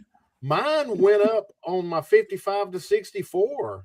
That's it. That's what happens because old people watch live streams and young people don't. Dude, I never even noticed that. Yeah. James, just so you know, Agile gave you a super chat. Oh, nice. Shit, Agile. I'm sorry. It might have been Joe. It was one to you. Educating James. Man, shut up. Oh, God. I thoroughly enjoyed watching the show the other week when James kept having audio issues. And I'm like, this is the greatest shit ever. This is just entertainment. That was funny. Yeah. See this. Okay, let's go back to content. Or was it overview? Was it overview? Audience. No, James, audience. Oh, audience. Okay. And do it for last lifetime, James, not just last 28 days. Do it for lifetime. Top right corner there. Well, it's still trying. There it goes. All right. So Yeah. this is the last 28 days. So it's 54. I'm getting more 45 to 54, but then But that's live. all. James. How do you do it from lifetime? Click on video. See the top, see the drop down on the top right where it says last top 28 right days. is- Oh, I got you. Yeah. Click lifetime. Lifetime. Let's see here. Right now, James, you're looking at all. All doesn't give you good info. Click on video. Oh, I know. I will when it finishes. Yeah. It's trying Video to is the uploaded ones. They're pre-recorded. Right. What now? Click on video. videos. There you go. Videos. Click on video. That's the pre-recorded, and then you click on live, and you see the split. 99.9. I got one female. I know who that is. That's shit. What's her name? Anyway. Forgot her name already. Southern Belle is her handle. I forget her name. Jimmy said it's like watching monkeys use tools for the first time. And then live, it went.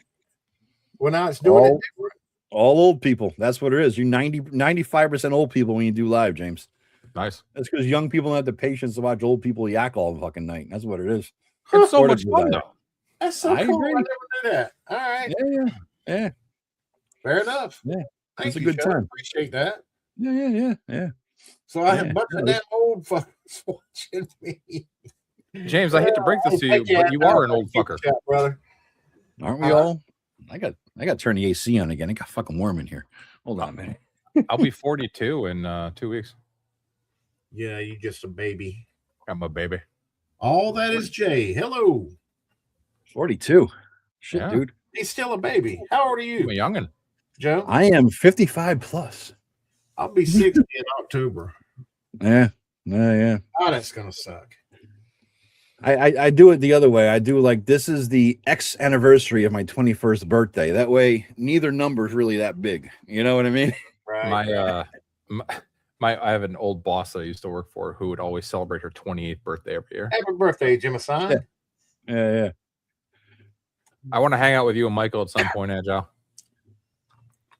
I Joe, you want too. to- We got to go to the same con at some point. You should go to CNY next year. I might. I was supposed to go to North Texas this year. I bought the tickets in November. I paid for the tickets. I paid for the hotel. Paid for the airfare. Everything was paid for. It was $1,500.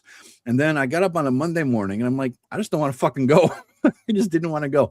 I was burnt out. There's a lot of shit going on, life shit. You know what I mean? And I'm like, I don't have the social batteries to go. So I just like, fuck it. I'm out $1,500, but I spent the whole week. I took the week off anyway, and I worked on YouTube shit all week. So I helped boost the channel up a little bit. So it worked out good. So yeah, waste of money, but I don't know that I'll ever go to North Texas again, tell you the truth. I just don't want to. Maybe I'm too old to like, I hit that age where I just don't want to fucking travel that far anymore where I have to fly out. That I get. That I understand. And so, I mean, I do ShireCon because it's an hour away. It's beautiful. I mean, I think Professor Dungeon Master might even make it soon, from what I heard, rumor. Because he's retired now and all that, so he can make it up there. But yeah, it's a good con, ShireCon. It's a couple hundred people, and it's just a fun, relaxing, chill time in an old VFW hall, 2 different bars. I mean, it's great. Yeah, I ran a game there, and I was set up my table right next to the bar. I'm like, this is great. Fill her up. I just pivoted. I didn't have to move. Amazing. I was watching Angelo's live stream. Where were y'all at in Texas? North Texas. I hung out with Angelo a bit at North Texas. I hung out with Angelo a lot more at EggCon 2 weeks ago. But you done a live stream and Dan was tore up from the floor up. I can neither confirm nor deny that my blood alcohol Before I content even was. realized, I'm looking at Dan. I'm like, that boy's drunk. That is true. Say that again. At EggCon, I was hanging out with Angelo and Blair, and my blood alcohol level was really high. I'm very glad that I was that Lake Geneva is only 50 minutes.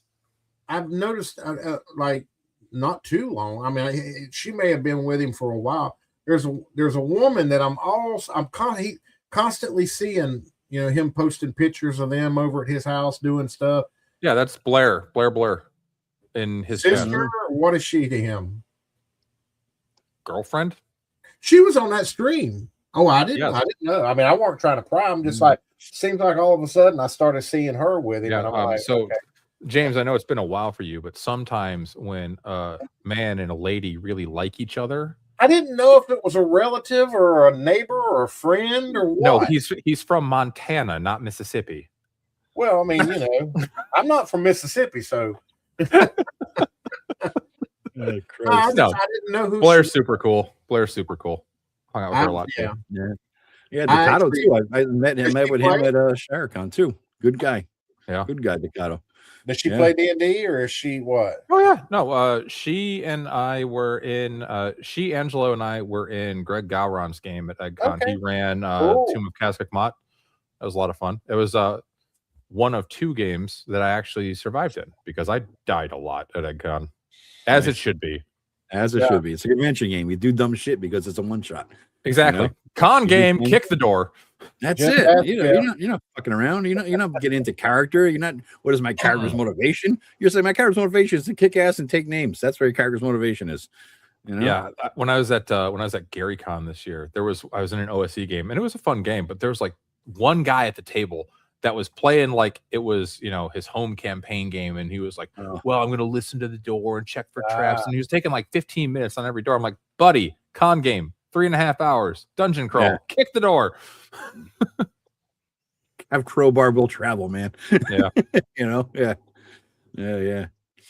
Ducato, he had said to me, because we're at the bar, we're kicking back with him and Eric and me and a few others, and at ShireCon, he's like, he said he would volunteer to test my game. So I have to do so many monsters, dude, this is good because there's motivation.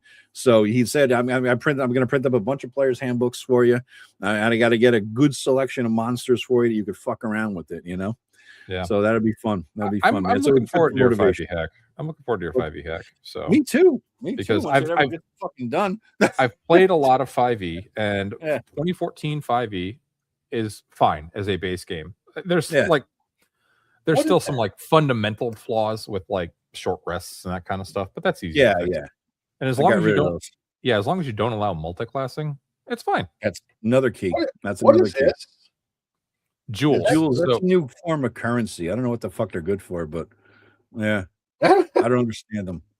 I believe it's on the mobile apps only, and I think it's like YouTube's version of Twitch Bits, where once you get like 1,000 jewels, it becomes $1 or something like that. So I appreciate that, man. Thank you. Yeah.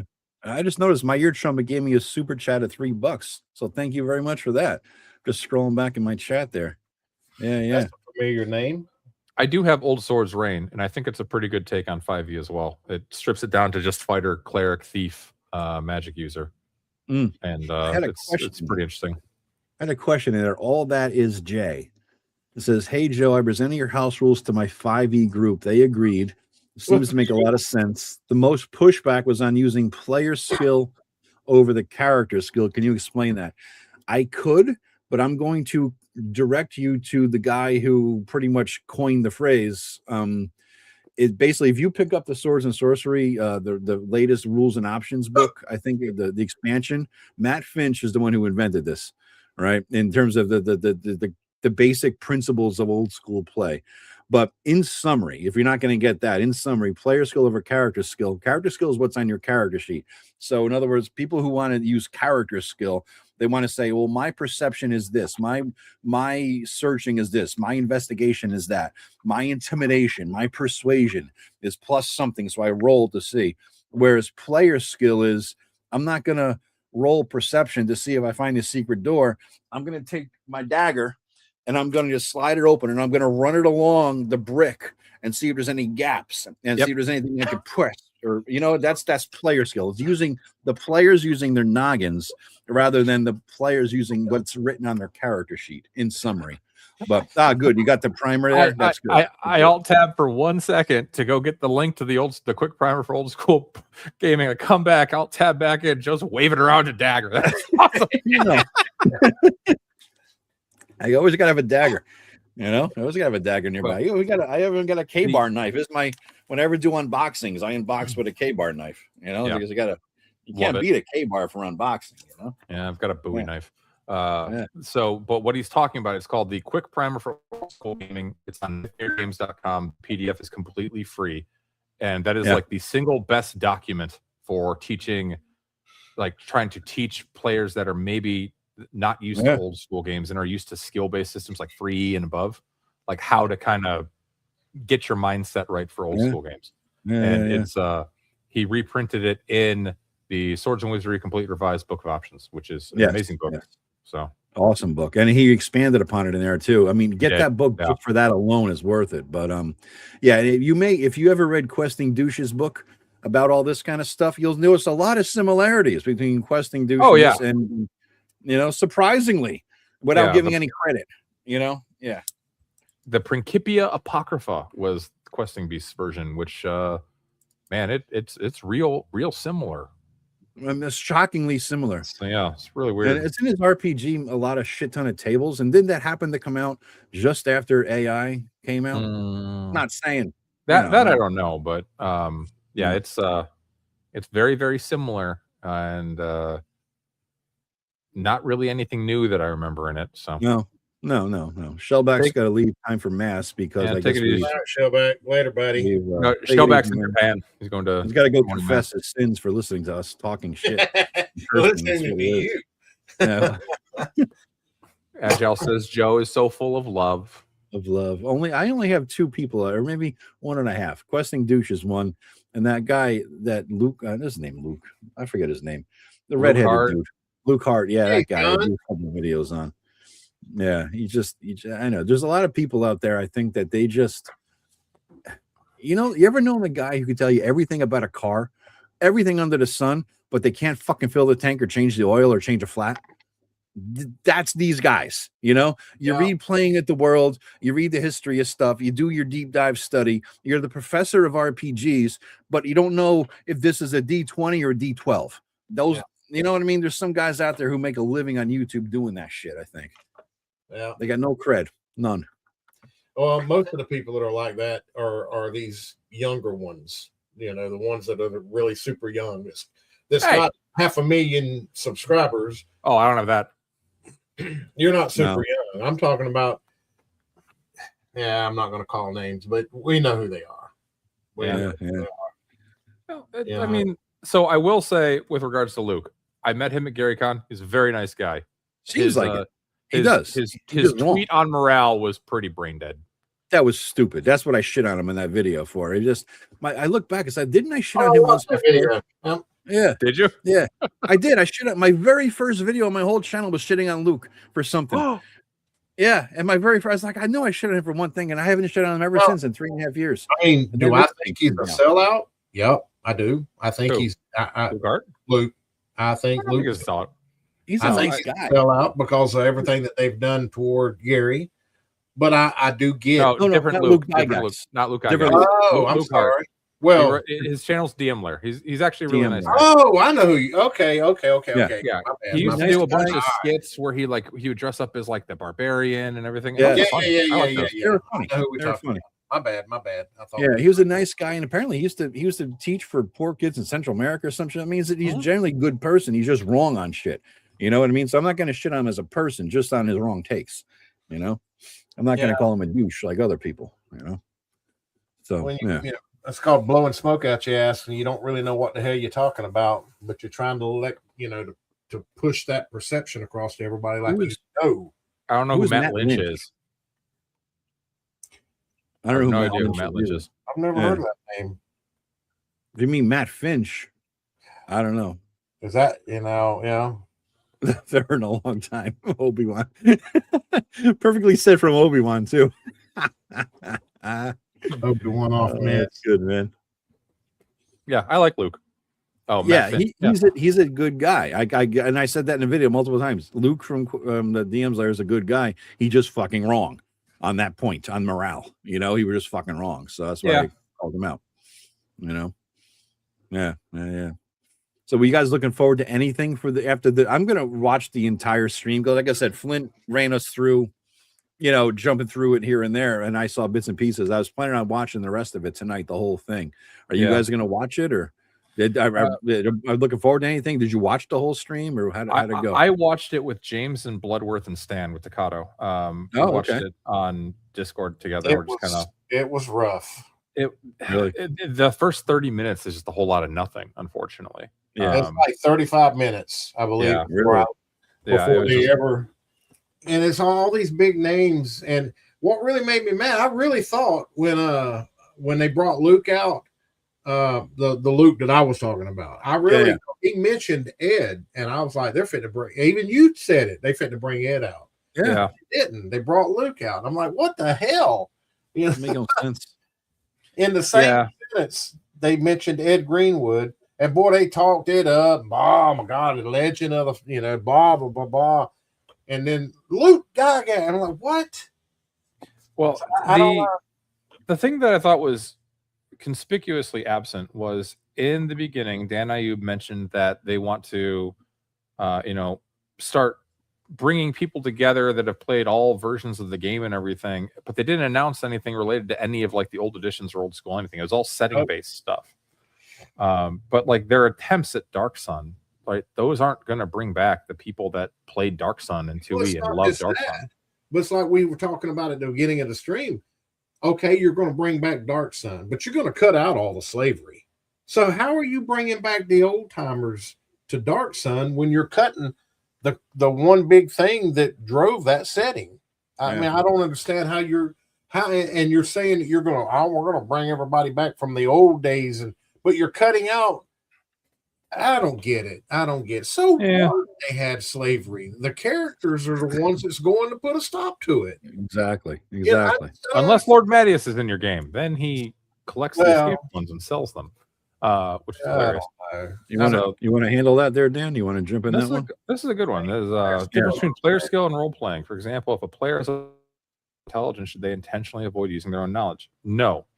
When your character has 6 intelligence, that doesn't mean that they're a drooling Forrest Gump idiot.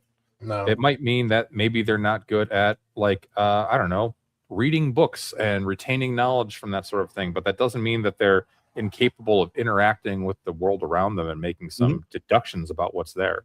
So same thing with like charisma. Like I've been in games before where in college where I had a character that had a charisma of like 7, standard dumb stat stuff. And they'd be like, no, you can't really like play. You can't, make that decree because your charisma's too low. Like, fuck off. It just means I'm an asshole. It doesn't mean I don't know how to talk to people. Exactly. It comes off like an asshole. That's the difference. I hate on Critical Role, but you can also look at it in the aspect of Grog.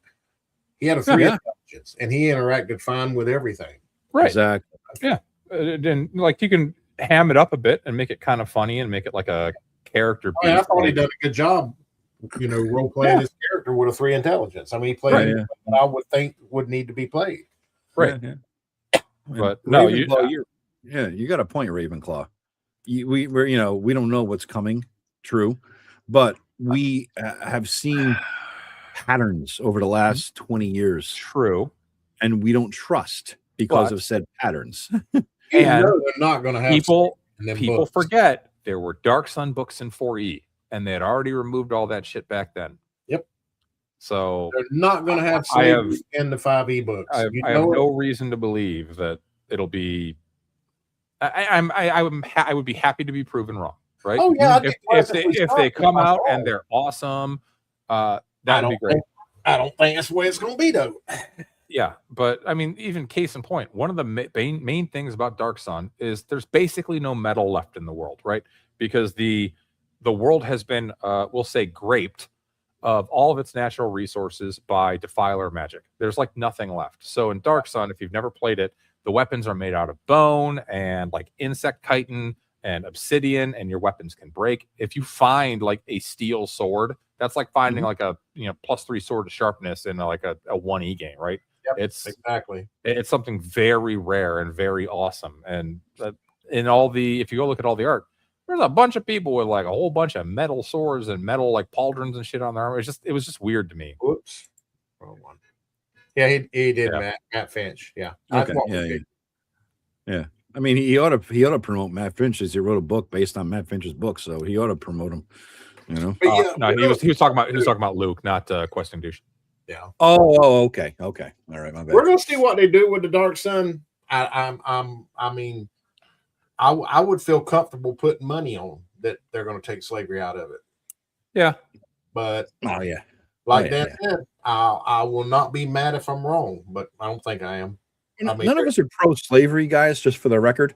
Not one of us here. It's just it's part of it. I'm pro setting and world integrity. Bingo. I mean, I don't think it's a bad thing. Part of the game, and it's no different. Yeah, I mean that whole slavery thing is just dumb. People tend to forget that the players are playing heroes that are against that kind of stuff. Yes. Yes. I mean, we're not pushing it. It's just there. It's just like 8-1 through 4, and the Castle Entertainment trilogy for Marquesa. That's all about slave lords. Some of the most fondest memories I have of running games is when I run A1 through 4 in Germany. Right. I mean, we had a blast. Yeah. Well, and modern day WotC has worked very hard over the last several years to even a decade of trying to remove like intrinsic evil from D&D. Right? Sure. You need to have something evil to fight against, otherwise you don't have a conflict. That's why specific races and specific monsters that are no longer in the books. Yeah. It's just the whole thing, and you think they're going to change their track record with the slavery? No, they're not. No, they're not. They're not going to do it. You know, the difference is when we go back and research this, when Wizards of the Coast or TSR got in trouble with, the Bible Belt people and all that shit, and everybody's coming down on, you play D&D, you're summoning demons and yada, yada, And so basically they came out with this document that pretty much laid out all the rules that must be in every game, in every module, in every adventure. Everything had to be heroic, fighting against evil and all that. Now that's a second edition thing because I believe it was, because if you look back and first edition D&D and you look at the player's handbook, right, get a digital copy and look for the word hero or any derivation of hero, heroic, heroism. The word does not exist in a D&D 1E player's handbook except as a title for a fighter. There is no word of hero anywhere in there. You're not heroes, you're adventurers, right? And so that's a huge difference. Huge difference. Swords and sorcery influence versus Tolkien heroic fantasy influence, Yeah, early D&D referred to itself as a fantasy adventure game. Yeah. Not a heroic game. They're different games.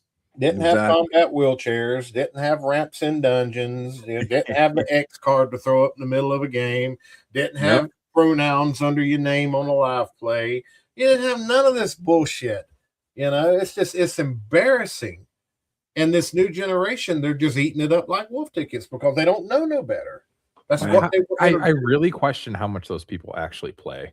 Well, that's the point. I think that's the difference. I think a lot of these authors, all these, remember that book that came out with all the different ethnicities in it, nationalities, whatever, wrote different adventures from their perspective of their ethnicity or nationality, whatever the hell it was.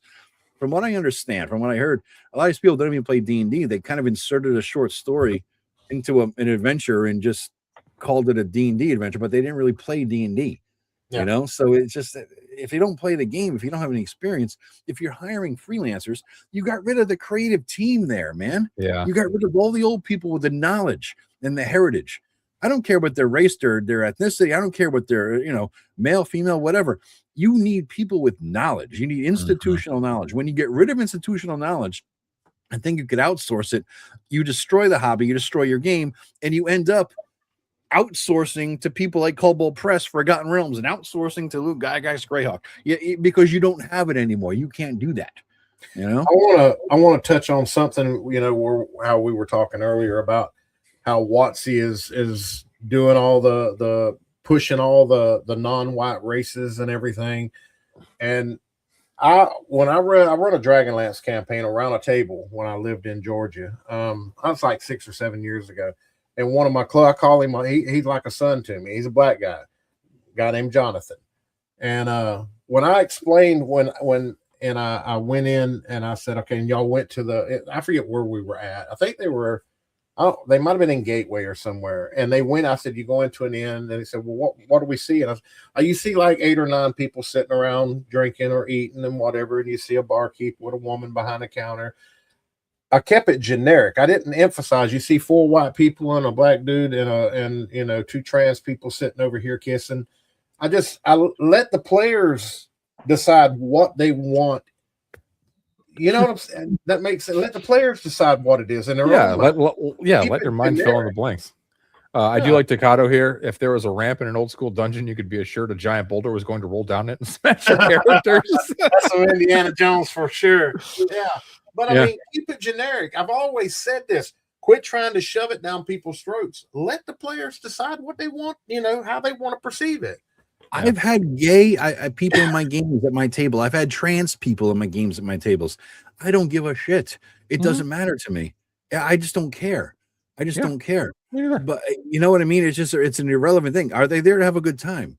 And are they down for the type of game I'm going to run?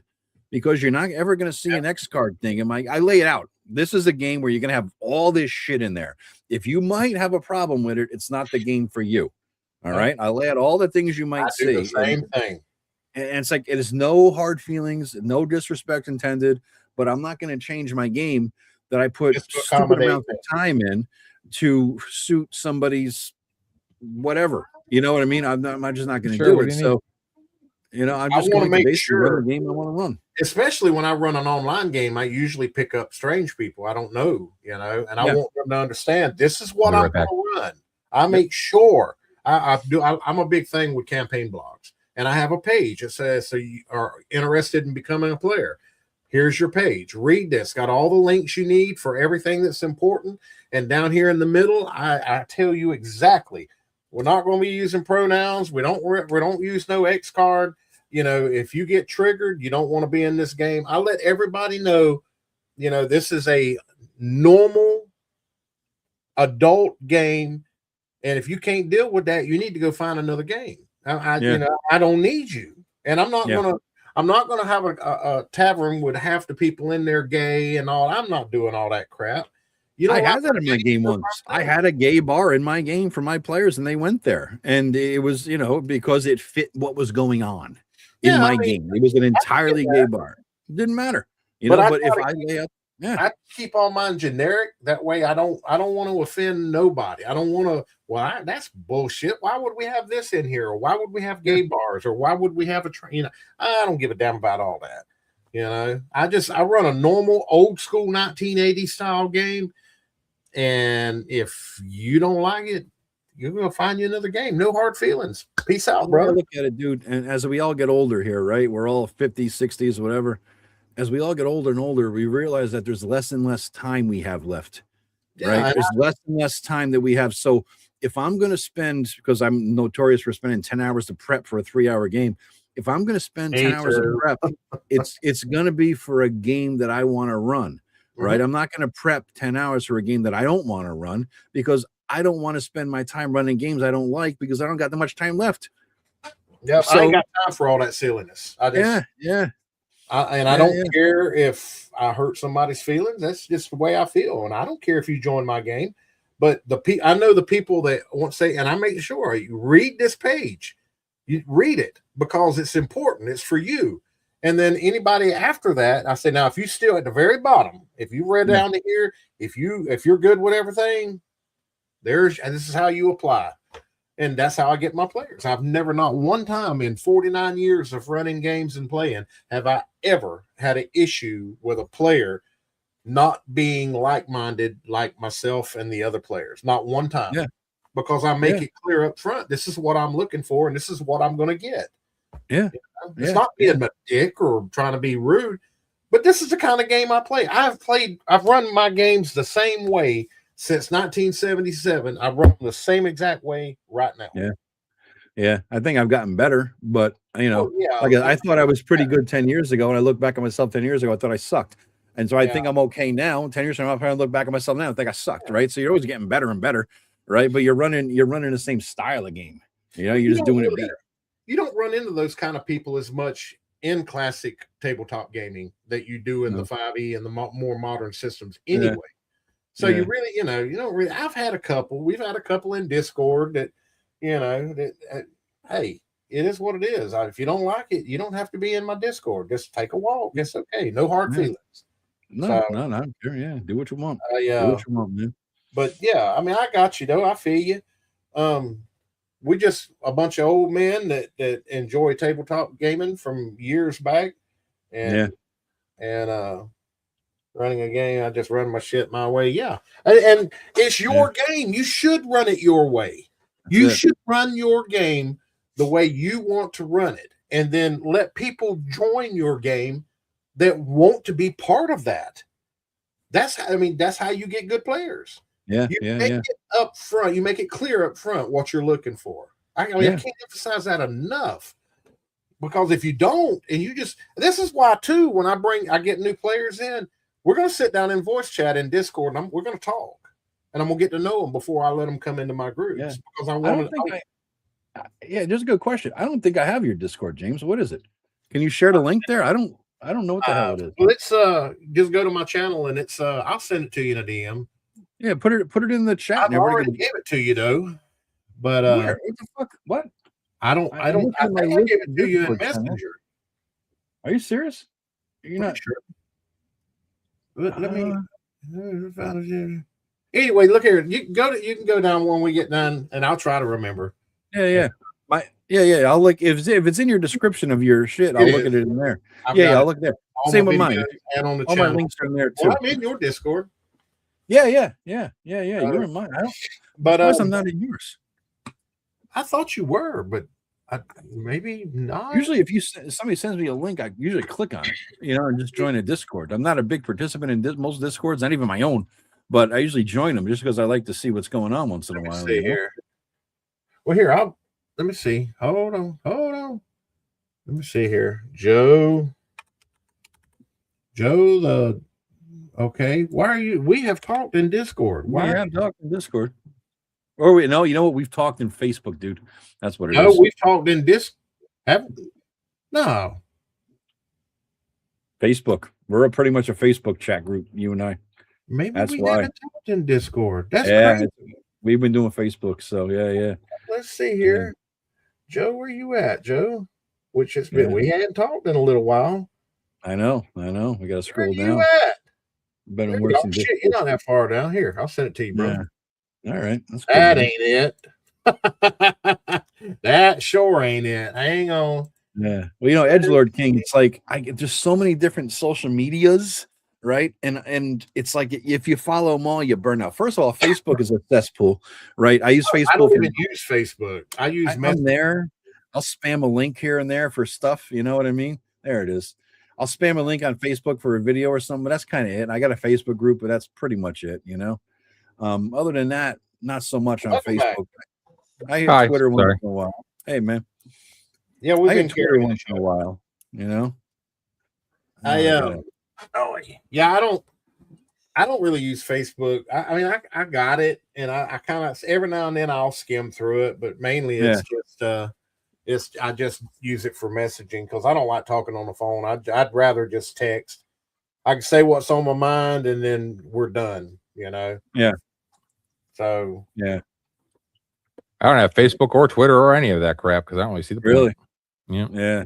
You ain't I try to spend a lot of time responding to comments. So my response to my video comments take up most of my social media time. I don't have time to get into all the other shit, So yeah, my comments are pretty active too. So I get you. Mm-hmm. But yeah, I mean, you guys get comments?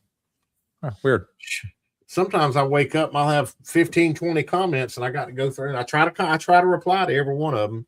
That's the problem is because I reply to them all, I get more and more, and people know this. I'll get hundreds of comments on a video. It's like, holy shit. And at the very least, I read them and put a heart, but I try to respond with something. You know what I mean? Yeah. Well, your channel's about 5 times bigger than mine. So I don't know. You're monetized yet? Where are you at, man?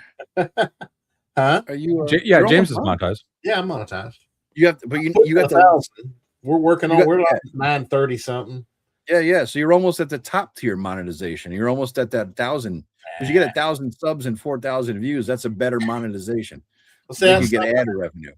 Don't like with all the income that I make on my channel when YouTube pays me out, I'm putting every bit of it into giveaways. So I don't need the money. And I've told them, I didn't even want to put them up. Everyone's like, go ahead and do it. So I did it.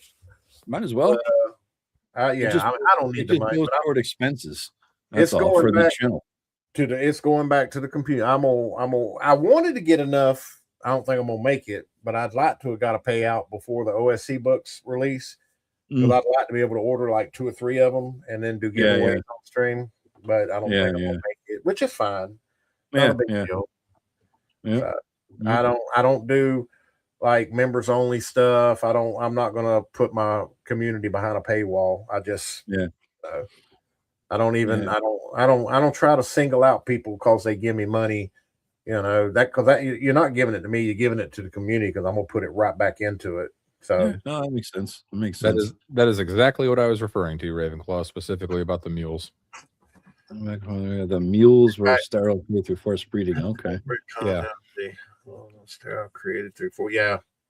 In second edition, the Sorcerer Kings basically force bred them as like work animals, for lack of a better term. And gladiators and that sort of thing. So that got retconned out in 4th.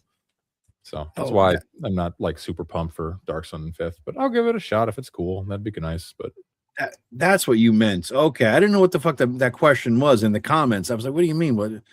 Okay. Now I know what you're saying. Yeah, I do. Because I do members only live streams. Every once in a while, I'll see after every time I run a game, I log in, the game ends 11:30. I log in at midnight or whatever. I'll do it. Here's a recap of what happened in tonight's game. I do that for the members only. And then I put a link usually in the chat where they could just join like this, like Dan did, and just talk about what the hell's going on. Here's the game, blah, blah, blah. Or sometimes I do members only streams. It's just a social group like this. We can log in, there's 6, 7 of us just talking like this. And it's not broadcast. It's just a members only stream where people get to see it. And I'm using it for ideas for like I'll recap the game because my brother and my friends I run things for, I make sure they're not paid members of my channel. So I could talk about, hey, here's what's coming in next session, and they're not hearing it, right? Stuff like that. So yeah. So to Edgelord's comment, I agree. So Chubby Funster's coming out with Shadow Sun Revised. The Kickstarter is going to go live in September. There is a pay what you want quick start on drive-through. So if you play Shadow Dark, it's awesome. And it's a ton of content that you can get for very little or even no dollars. And highly recommend it. It's great. So I agree. The 6K substream was a lot of fun. Yeah, it was cool. And I'm closing in. I'm like 65 something now. So maybe by the end of August, I'll hit 7, and so I get 7,000. And I like to be 7,500 just in my head. I don't know why, but 7,500 before I go with the live campaign in the fall. That'd be kind of a nice little benchmark. And if I hit 10,000 by the end of the year, that's a good day. You know what I mean? 10,000 subs. That's a good time. I ain't even really paying attention to, none of that with mine. I'm at 157. Well, we're trying to up. Everybody go to Dan the Final Arbiter. Yes. Give me some love. Definitely. I mostly just check it out. Check out you're running good games. Thank you. It's really fun. It's a good time watching it, and I just wish you would kill Flint. I'm telling you, I don't understand. Man. I don't kill people. Their poor decisions do. I will give you this $5 of Flint's if you kill Flint. Would be very fitting. I will mail this to you. If you're still watching, might be the end of Nilius. Oh shit, that's good. That's good. We hit our 2-hour mark. Yeah, we pretty good. Yeah, time tonight. This is and just to let Joe know, this is probably. I mean, we're hovering at 62 now. Yeah, we did good tonight. Yeah, I mean, my channel. I looked a while ago. I was up to 32 at one time. This has been our best stream over here so far. So Edgelord and I were at CNYCon. We were both in Joe Block's Adventures Dark and Deep game, and he definitely lightning bolted the shit out of me. He killed me. Yeah, Joe's fun play. Yeah, it was a good time. I might make he was it there. He was running. I might make it up there. You should. It was like 250 people. It's a really Yeah, good fun that's a con. sweet spot. That's Yeah, like Shire it is. Con, you know? It is. That's a sweet spot for a con. You know, that's good. The only other one I've gone to recently is Total Con up in Mass, just over the border. It's about a little over 2-hour drive for me, 2.5. And so what I'll do is I don't want to like I'll drive up there in the morning, hang out during the day or something, hit the vendor booths, hit the bar. And the funny thing is you go there and there's 1,500 people or whatever. And so it's hard to find your people. But I know that if I go to the bar, my people will find me. Right. Yeah. And so That's true. just eventually everybody goes back to the bar. It's so yeah. So hang out there, meet everyone, hang out and bullshit and talk, So then I'll come back that night. That's kind of what I do with games. So I'm outside of Chicago. So like all the ones that are in southern Wisconsin, Gary Con, Egg Con, those are in Lake Geneva. That's like 50 minutes. You need a hotel for those. And it turns out when you get real drunk at Egg Con, a Uber back to my house is only $70. So nice. Yeah. Where are you at, Joe? I'm in Connecticut. Okay. Originally a Jersey guy, hence the accent, but yeah, I'm up in Connecticut. So yeah. It's, I'm near New Haven, basically. Down here in Florida. Is that where you live now? I know you moved, but where were you and where are you? Georgia. I moved from Georgia. You were from Georgia, now in Florida? Yeah. You went from hot to hotter? Jesus, dude. Yeah, it's pretty rough down here. Yeah, but he really moved to Wildwood, which is right outside the villages, so he can troll around on his golf cart looking for lady friends. See, it storms every afternoon here, so you really don't feel the heat all that much. Really? Okay. Bullshit. Yeah, you do. Shit. It has stormed it's a matter of fact, the last 2 days we've got early morning storms. Now it's storming at night. I mean, so it ain't. I mean, it's hurricane season, but we ain't had no hurricanes yet. So Edgelord does bring good whiskey. All right, man. You're tempting me. You're tempting me. And we drink it in the hallway until like 2 or 3 in the morning. Which I'm almost out here. Jesus. I had told him. I said last year. I said, listen, I can't go to CNY because I'm going to be going to North Texas. And then I didn't go to North Texas. And then I was like, fuck, I'm just going to keep working on the YouTube shit. And I didn't go to CNY. So I kind of owe him. So I'll probably go to CNY next year since I'm not going to fly to anywhere. I don't blame you for that. Flying sucks. It's just a lot. I went to North Texas a few years ago. It was a great time, but I just didn't have the social batteries left to do that. Maybe I'll go again at some point when I get the batteries up again, but but yeah, CNY is close. It's 2.5 hours from me. I don't know. I feel like what was it? Getting too old for this shit. What was that movie? Lethal Weapon. There you go. Yeah, I relate. Yeah, I'm gonna drive to Gary Con next year. And the only reason I'm going that far north is because I got invited. So I'm gonna drive to it. I'll take a whole week and just. I saw that. You said you got invited. Are they paying for your flight and your hotel? No, they paying for my badge and everything. Oh, your badge. Okay. It's like, God damn, man, how do you get on the flight and hotel? No. I mean, I ain't going that much. I don't even know. If someone even offered to pay for my flight and my hotel, I still don't know if I'd go. I don't know. That's how little I want to leave my pillow in my own bed. Which I was shocked because I don't consider myself a big channel. I don't know how they even found me. So I got an email. It was the day after No One of Consequence done his, which he applied. And I just got finished telling him, I'm like, yeah, I ain't even bothered with it because that's too far north. And got up the very next morning and had an email waiting on me. Nice. So I'm like, well, hell, all right. I got a free badge. I might as well go. So, so if you got a free badge at ShireCon, would you go? If I was invited and they paid for my badge or whatever, yeah, maybe. I don't know. Where's that at anyway? It's in Connecticut. It's about an hour from me. I'm near New Haven, and so it's on the outskirts. So Connecticut, think of Connecticut as a square. I'm down in the middle center. ShireCon's in like the Litchfield County area. So yeah, it's up in the northwest. I used to go heavy to cons. I went to every Dragon Con. And I wanted to go to MegaCon this year, but I was right in the middle of moving. That's not a D&D con, but I wanted to go see Star Wars Theory. And I was going to get one of the lightsabers too. But nice. Local cons and stuff. I went to a bunch in Florida a little while back when I was hitting Dragon Con.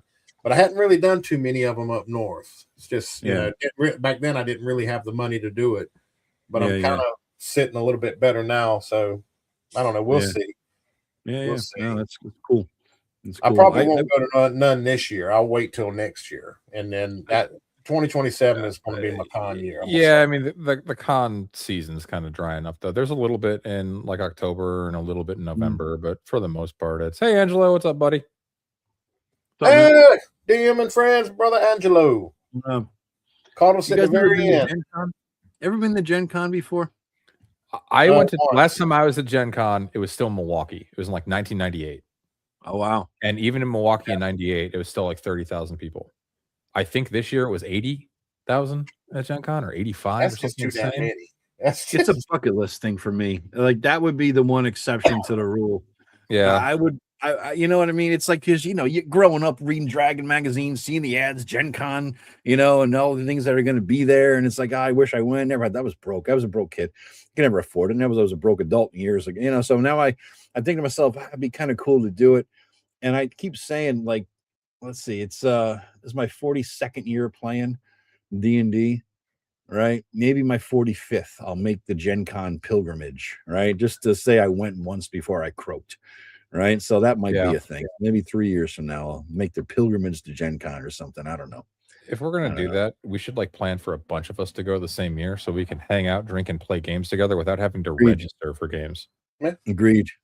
I think No, my big bucket list was in Dragon Con. I played in it was 2 different years back to back, but I played in a Gary Gygax game twice. Yeah, Agile said it was just over 70K on day one. I know it was completely sold out all days, including for walk-ups and everything. I saw the sign. Yeah. And That's they did insane. say in the keynote that they're going to work to make it even bigger next year. Wow. So, Wow. yeah, I mean, That's too big. that's huge. It's I feel like insane. I mean, smaller cons are so much better. I agree. I mean, you know, Yeah. Decato's been to the Shire Con. You sit back, it's an old VFW lodge out in the woods kind of thing. And, you know, it's just chill. It's just a chill place, you know, and you just relax and you sit around the bar and everybody knows each other. You say hi and, you know, you chill. I mean, I've never been to the biggest con I've been to was the one in 1500 over in the Mass border there.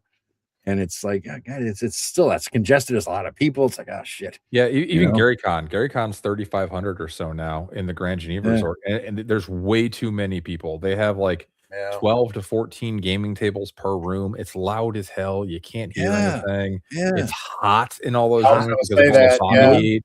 It's all smelly because nobody fucking it- people it- haven't learned how to take a shower yet.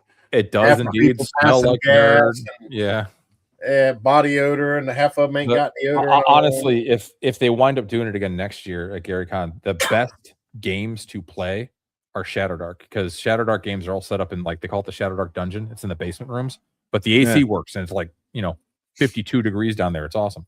Great. Yeah. But like this year at Gary Con, there's a on the site they have a water park called the Timber Lodge Resort as part of it, and they drained the water from the pools and to try to keep the humidity down, and that's where all the Pirate Fort games were.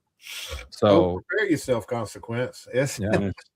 I've been No, to I don't mean to talk shit. Gary Con was a lot of fun. I had a ton of fun at Gary Con, but you just have to manage your expectations. And that is one con where it would definitely help to pre-register for games. The advantage of Gary Con is that there's a good number of old school style games. There's also a lot of 5e.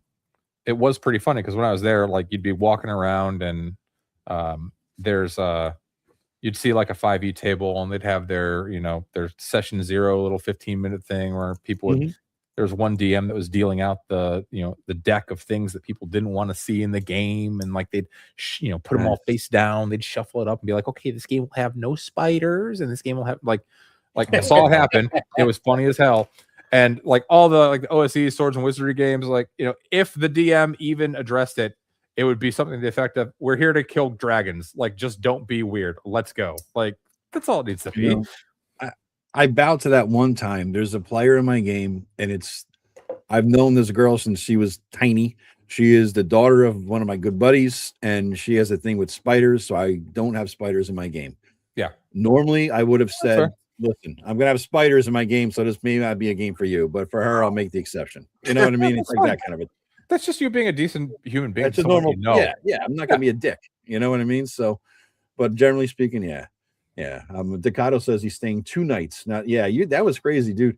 You ought to, man. You ought to, because they had, although Saturday night, was it gets kind of dead later on Saturday night, because for ShireCon they do Friday afternoon, Friday night, and Saturday all day, but that last Saturday session, 8:00, people are like filtering out. Yeah. The only problem with ShireCon is that it's in the middle of nowhere, and so you're Airbnb in it, right? Okay. If you're going to it, so that's the only thing about it. And I keep saying you got to take it to a place where there's hotels, but he likes the aspect of it's ShireCon. It's on Bilbo's birthday, or as close as he can get to it, and then he's out there in the woods in the Shire, so he likes that. So I get it.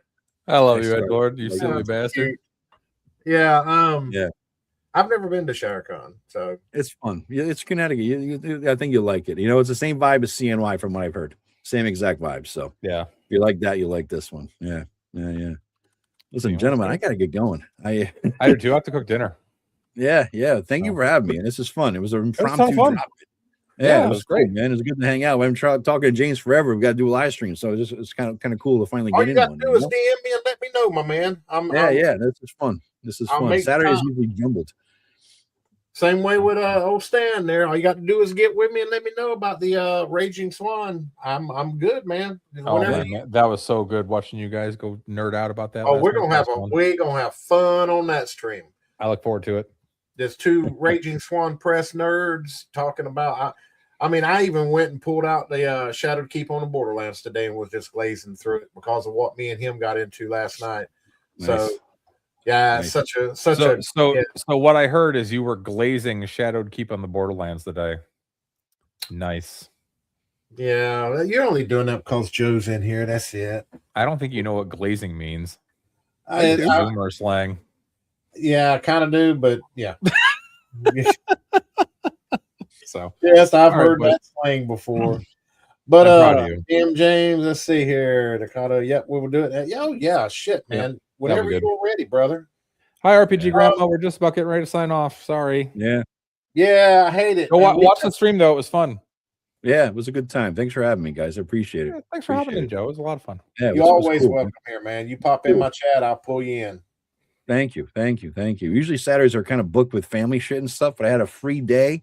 So I'm like, I'm going to draw maps. I'm going to prep. And then I saw you guys. I'm like, I'll pop in, so now I got it back to my prep. So now we're back for 2 hours, had a great time. Yeah. That's what it's about. Yeah.